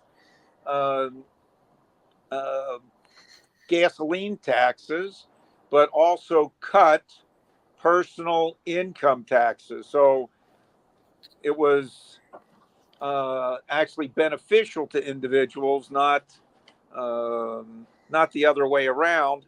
And the leading candidate right now forgets to mention that he's the only Republican running on raising taxes across the board because his platform includes a 10% tariff on all goods coming into the United States. A 10% tariff. Who is going to pay that tax? You and me. That's correct. There you Companies go. are going to raise their prices Yep. to meet that tariff cost. And it could be the importer raises that cost coming in, and I don't think the exporter raises it. And that the leading candidate says that the exporter is going to be paying that tax, not the importer. And I'm saying, sorry, pal, that's not how it works. So when you raise taxes on, we'll say, imports, or raise tariffs on imports, there's going to be pushback from the countries where you export products to. So that to me is a negative. So again, that's somebody not telling the whole story. Boy, that's part of the deal, though. I'll tell you, but I'm not going to tell you all the information. You're not getting all the information from me, just the stuff I want you to think about me. That's exactly what that is. Here's an example of what I'm talking about. $6 trillion in taxes are at stake in this year's election. $6 trillion in taxes. I'll take some. It's a lot of tax money. Yeah, there's a lot of tax money. And somebody's got to pay it. And that's you, Tom. That's yes, you. I do. You're absolutely. I got to pay more. There's no question about it. And I'm just proud to prop up the United States by paying so much. There's no question about it. Well, I'm one of these people that says there's probably a few taxes you don't mind paying. I don't mind paying my property tax because that goes to, I'll say, the county and supports roads, bridges, schools, and Super Dave. There we go. Another smile. I'm supporting Super Dave for my property taxes. Those coppers. Dupa Dave. I think Super Dave is much better than Officer Dave. Officer, Super Dave. We like that better. Yeah, because the other Super Dave's dead, so he can take it over. That's right. It'll work out just fine. Josh, we were talking about this yesterday. Andy and I were driving along because he had never seen Mar-a-Lago. So I took him by there, and he got a good laugh out of the fact that judge in New York just is convinced that he there's no way you could sell Mar-a-Lago for $18 million. That's ridiculous. Well, actually, Mar-a-Lago's probably worth $300 million, I would guess, with the property. Well, yeah. I mean, we were driving by, and I priced some of these houses, and they're like 5,000 square foot house is going for $30 million. I mean, that's a lot of dough. And so it's like Mar-a-Lago it's got to be a 20,000 square foot property at least. Oh, God, yes. Not including the acreage. Right. And so minimum $150 million. I mean, that was a mansion at one point. Mm-hmm. And I think, now you got a country club there. I mean, there's a lot of property there.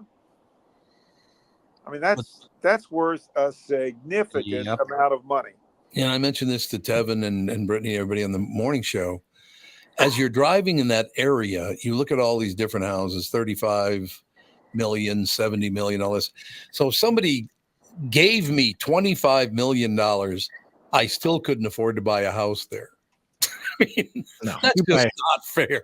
By the garage. Here's the funny thing, Tom. When I was building houses down around Lake Minnetonka, if they gave me the house, here's the house, free and clear. Yep. I couldn't live there because I couldn't afford to pay the taxes. That's exactly it. Wow. A lot of taxes. But what is the property tax on $100 million house? It's got to be like, I don't know, like what's the property tax in this area? Let's see. I don't even know. And you can find that. But I mean, it's just like, did you ever think we'd get to a point where you had 25 million in cash, went to buy a house, and go, sorry, you don't have any, not even close. Sorry. No.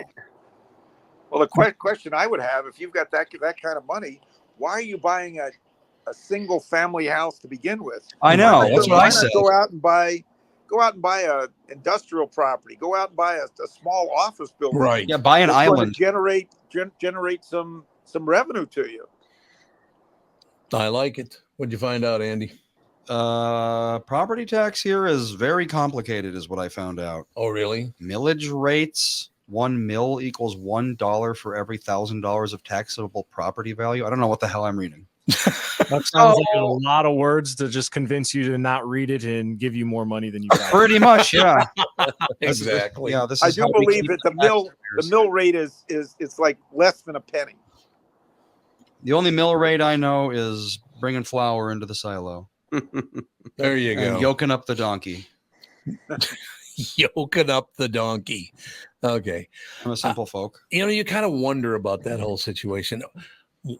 Is it going to get to a point when, for you to be, I'm very successful, everything's wonderful. How much money do you have to be a billionaire now to be considered, whoa, there's a guy that's wealthy? I don't think so. Good. I don't think so. I mean, the only thing with the billionaires list is somebody wants to be noticed in Forbes magazine, right? And can run around saying, "I'm in the Forbes 400." Mm-hmm. Okay, that's interesting. That's interesting. Now, what to me is very interesting with the Forbes 400 was that at one point in time, most of those people that were on that list was inherited money. Right. Absolutely, it was. Yep. No longer. No longer. It is. It is self-made people. It's all tech people. Oh, there are a lot of tech people. There are a lot of, we'll say, financial people. People running money. People who are building companies and building companies from scratch. Not as much inherited wealth. Yes, the Walmarts are still listed, but I don't think the owner of Mar-a-Lago is still on the list. Well, speaking of Mar-a-Lago, I did find this out. So property taxes are public knowledge. Mm-hmm. So I looked up the property taxes for Mar-a-Lago, $575,000 a year. So someone gave you Mar-a-Lago, you would have to pay almost $600,000 a year just to keep it. So that's exactly what Dave was talking about. It's like, don't give me that because I can't afford it. Yep. Wow, it's a lot of money. That's a lot of money. That's a lot of work you've got to do every year. Yep. Yeah, because you have to pay taxes on it first. So basically, to pay your property taxes, you have to make about $1.2 million a year. Oh yeah, just to pay the property. Just to pay the property taxes.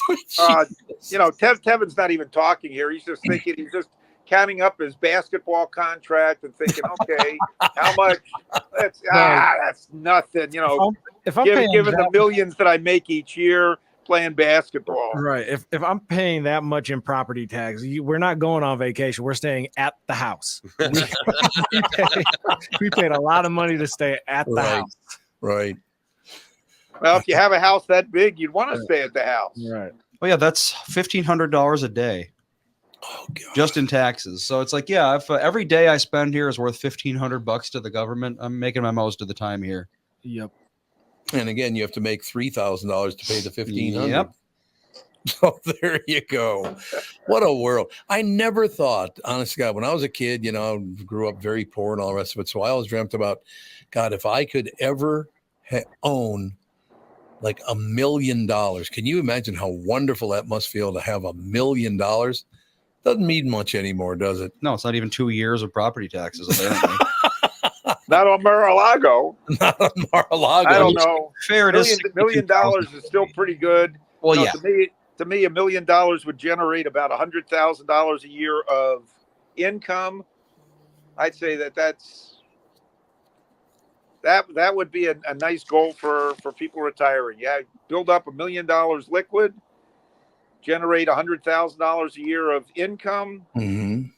I think you'd be jumping up and down. Right. The trick is to not own Mar-a-Lago in the first place. Well, yes, that is true. But he bought it for like $7 million, didn't he? I think it was Mike in the chat's talking about it. It's like the reason they call it that price is because it's based on an appraisal that happened when he bought it, and that's what it appraised for. So it's the 17 million it appraised for. You can't do that. No, that's not how it works. That's not how it works at all. No, the judge doesn't know what the hell's going on. Yeah, they made it up just to make him look bad. Yep. So did they have an estimated value of it now? Let's see. Because it's worth more than 17 million, I can promise you that. I wonder if it's on Zillow. Let's see. You think Mar-a-Lago's on Zillow? We'll find. Can you It could request be. the tour? It could be. What's the Zestimate for Mar-a-Lago? It is on Zillow. It is? Let's see. Although it's only like a partial property. Oh, this is North Ocean Boulevard. It's South Ocean Boulevard. Oh, That's there why. you go. That's why. That'll be why. Let's see. South Ocean Boulevard. That is also on Zillow, it appears. Mar-a-Lago's on Zillow. 37,000 building square feet, 76,000 total, 17 acres, 12 buildings on the lot.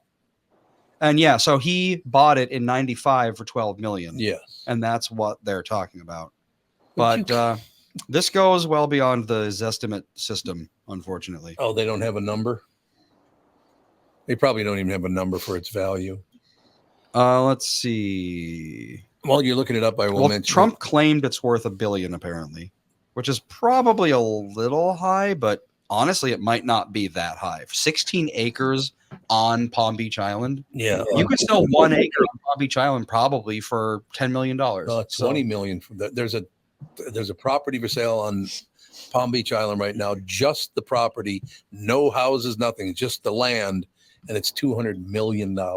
Yeah, that's insane. Is that an acre? Is that an acre or what? Yeah, like it's a little I bit would bigger hope. than an acre, but 200 million just for the lot. I'm like, okay, well, that's a lot. Is that on water? Yes, it's right on the ocean. It is all on water. Here we go. Property Shark's got some lots available for Palm Beach. Well, Palm Beach County. So this is Boynton Beach, not even Palm Beach Island. Right. How big is this property here? 0.1 acre, $1 million. 0.1 acre for an empty lot in Boynton Beach. Wait a minute, 0.1 acres. What is that? About 15 by 15 feet? How big is Not much? Like what? Well, that's smaller than a city lot in Minneapolis. It's 4,300 square feet. For $1 million. For $1 million bucks, empty land, 4,300 square feet of dirt. And like I said, Boynton Beach. So Palm Beach Island, the same thing would easily be worth 6-7 million. Oh yeah, minimum. No question. Minimum. So there you go. I think $1 billion might not be wrong. Honestly, God, it's so funny we're talking about this because as we started talking about it, I started going all these different financial publications. $6 trillion in taxes are at stake in this year's elections. You got deflation worries with some people. You got the stock market. Oh, I should scroll up and see if the stock market's doing any better. No, it's not. It's still down. Matter of fact. Well, you're gonna have the stock market down today. Market is closed on Monday for Martin Luther King Day. Right. So you're going to have a lot of people wanting to, we'll say, flatten their position so they have cash available in case something happens over this weekend we'll say in the Mideast, or in particular in the Red Sea or maybe the Straits of Hormuz, particularly relative to the price of oil. I do believe that there's something happening with an oil tanker. There was a hijacking of an oil tanker the other day, and the hijackers turned that to Iran. So there is the belief that Iran could be involved. So that could create an issue, and the price of oil has gone up. So that is a concern over the weekend. We did have earnings started today with bank earnings. United Healthcare came out with their earnings. United Healthcare beat on the top line, the bottom line. The stock went down. So a good chunk of the stock market being down today, other than people wanting to raise cash before the weekend, is United Healthcare, which is a Dow component, was down $22 a share, even though they beat top line, bottom line. But there was a concern that their expenses that they paid out for medical procedures this last quarter was higher than expected.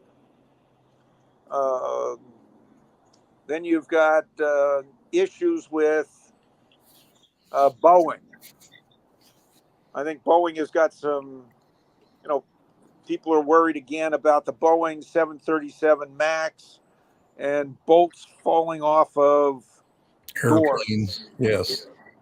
So that's been an issue with Boeing. Boeing stock was down, $3.50 a share. Caterpillar stock was down, but that had come close to a high. Goldman Sachs was down. Now they don't report their earnings until next week. JP Morgan, however, did report today, so they were a little bit better and they reached a new high. But I'm not a bank investor. My favorite, Apple, was up a little bit after they got knocked down last week, and actually even this week with several downgrades before they report their earnings in a couple weeks. So some of these companies, if you just look at the index being down, you have to go in just like the headline that you started with earlier about taxes in Florida being too high. Nobody bothers to look beyond the headline. They don't. You're right. So if you look beyond the headline, the market, the Dow is down. Well, here's why it's down. But there you go with that. But earnings are going to be coming out, and earnings are going to. I'll say there's still questions about earnings. There's still questions about what the Fed is going to do, even though I'll say yesterday market was off because CPI was up a little bit more than had been expected. And yep, it was. And what makes up the biggest chunk of CPI? Housing prices. So housing prices were up a little bit. Apartment rents, however, have flattened out and are starting to come down. But when I looked at the housing prices, yes, they've been up over the last several months. But there was a little company called KB Homes, which is a large builder. They reported their earnings yesterday. And what did they say? We're selling more houses, but we're selling them at a lower price. That's very interesting. Housing prices for them have been coming down, not going up. So when somebody's looking at data, the data that they're looking at is several months old, whereas somebody were to look at, we'll say, KB Homes numbers. So here's somebody that's actively involved in house building, and those houses are now selling for less. So there's inflation is not going up so much; it's actually coming down.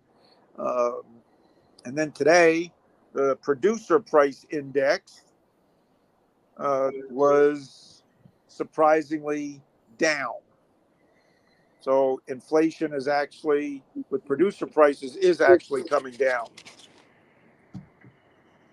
I would like to know That's why. a good thing. So interest rates will, I'll say the Fed will continue talking higher rates for longer.